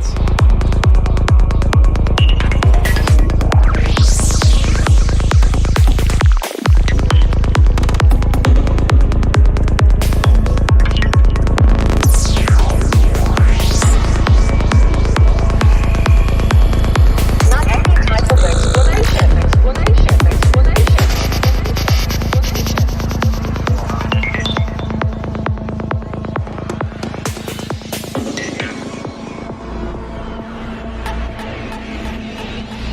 In May of 1997, Chad Granoski was living with his parents on the southern shore of Lake Oneida in upstate New York. On the night, I looked out through the kitchen window and I noticed 3 lights up in the sky that, seemed a little peculiar. My dad, he was in the Navy. He knew right away that those weren't anything he's ever seen as far as an airplane. And that's when we ended up getting the video recorder out and started to record. First there were 3 glowing orbs, and then there were 5. We had up to 12 different lights across the sky right through there.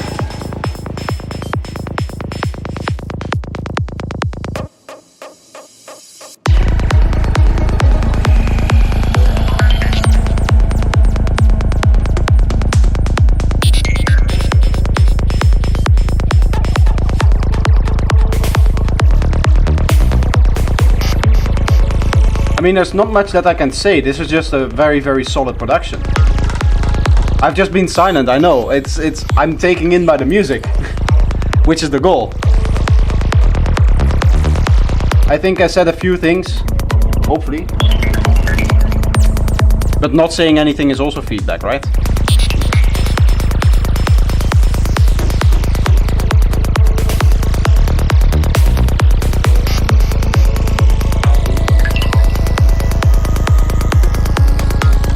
That's a good sign. Yeah, then. If I'm not saying anything, then that's good.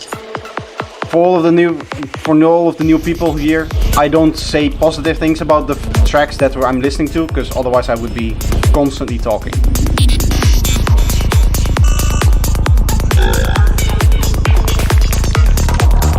Right, I want you guys to hear it as well. I can sit here like, I like that synth, but that's no information for anybody. Maybe some degree of effects on the vocals would be nice. Yeah, a little bit of reverb and delay on that can always help. Blend it in with the rest of the track. But I actually like the clarity that you have it with now. And I'm scared that if you add a delay and a reverb on there, it's going to be... you're going to lose that clarity. Maybe make the vocals as quiet so Projector can have something to critique on this one.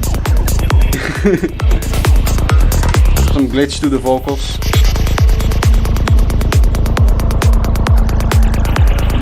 Yeah, for the vocals the delay is really like background delay. That kind of thing. Because right now I feel like it was just purely dry, the one in the break.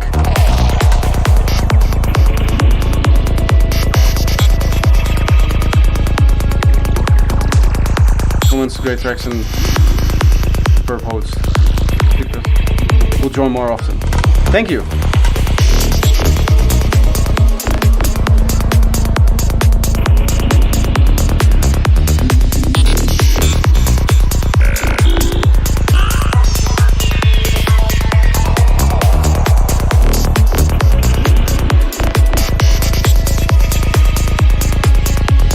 Really great community here. Thank you. Well, not just for me, hopefully from the whole community. I mean, it's the whole community's... Is it responsibility? What's the right word? Contribution to being a great community. Which I do agree with.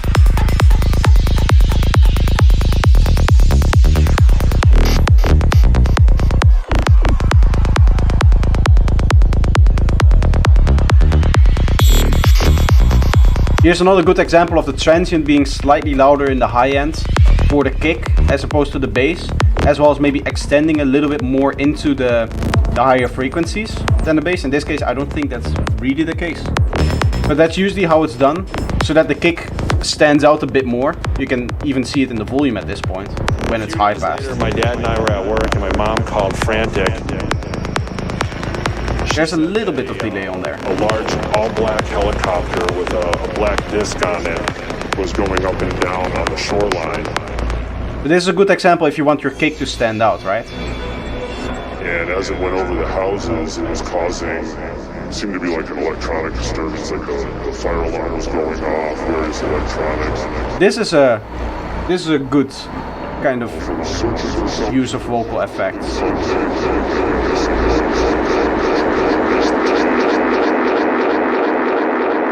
Really cool.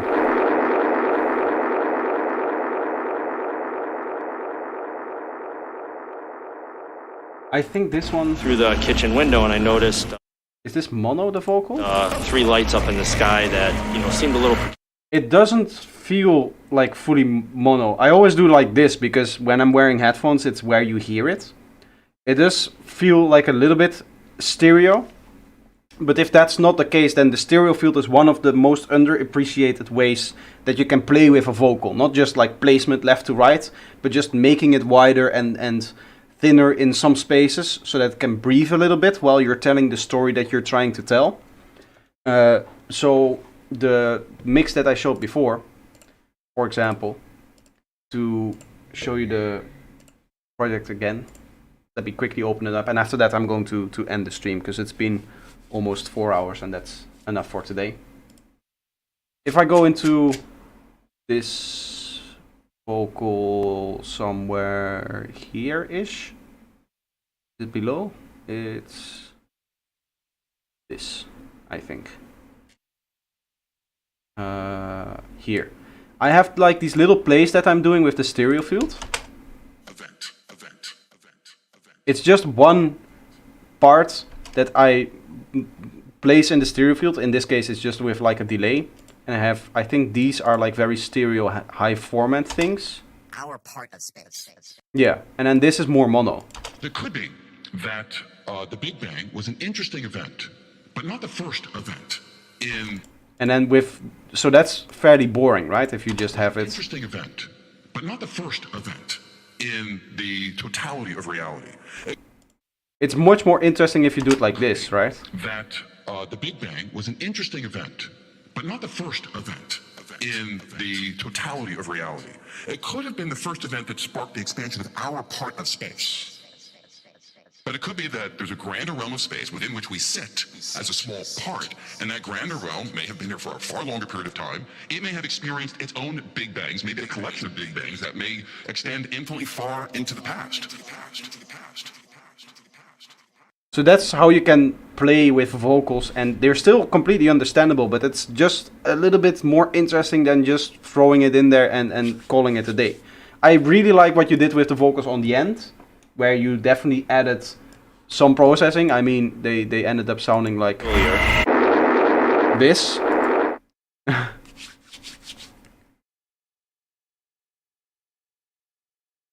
Yeah, I mean, stereo field usage, it's really hard if you're deaf on one ear because you need 2 ears to hear stereo. So I definitely understand that's hard. For stereo field usage, one of the cool things is that if you have a good stereoscope, it's definitely easy to see. So I have M stereoscope, which I highly recommend. This is, you know how you read this. This is the left channel, right? So anything that is purely panned left will exist on this line. Anything that is purely panned right will exist on this line. So therefore anything that is mono will sum together here. right? The left is at a very high value, the right is at a very high value. So if you sum those two together, you come up somewhere in the middle. You can use your eyes to actually see these kind of things. I can show it on the actual song, maybe. Master. I go stereoscope.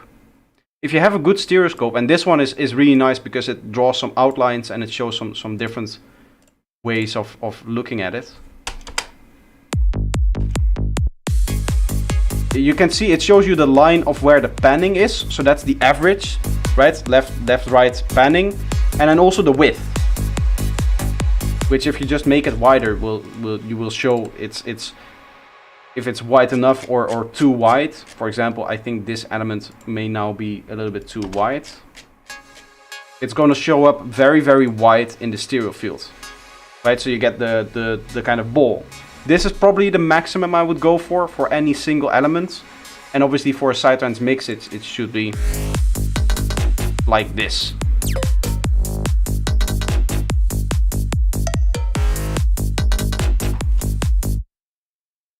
I think Ableton has a stereoscope as well. Does it? I don't think so. Spectrum surround banner. Unless it's in one of these. I've seen people who have the, what's it called?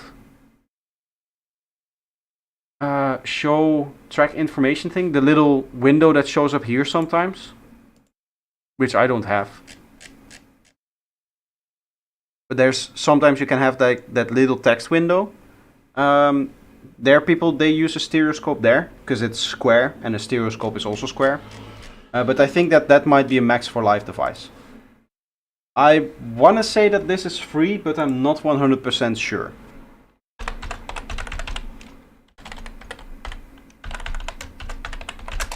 M stereoscope. Free effect. Yes, this is free. So you can just get this. And unfortunately, you need a little bit of like experience with stereo. What is too much, what is not enough, and looking at the graph, right? So hearing what is too much stereo while looking at the graph. But hopefully you can at least... You cannot learn to yourself how to read the graph because you need to listen to what it sounds like when you're looking at the graph, which you cannot do because you need the graph to do it, or you don't have the ears to do it anymore. So that's a little bit of a strange thing. I cannot. It's hard to explain. It's the width, right? Look at the stereo graph. Yes. Look at this graph. It's such a good video. Where he takes up the picture and it's just the bar graph thing.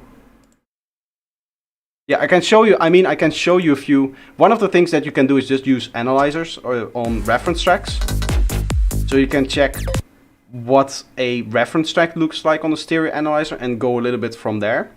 But that doesn't help with individual elements. And what I talked about before with stuff like this, with the stereo placement of, for example, a vocal, that's really hard to do if you have no experience and no ways to actually listen to a stereo sound. Right? You're basically, you are mixing a mono, is what you are doing. Essentially. Because you just have your right ear.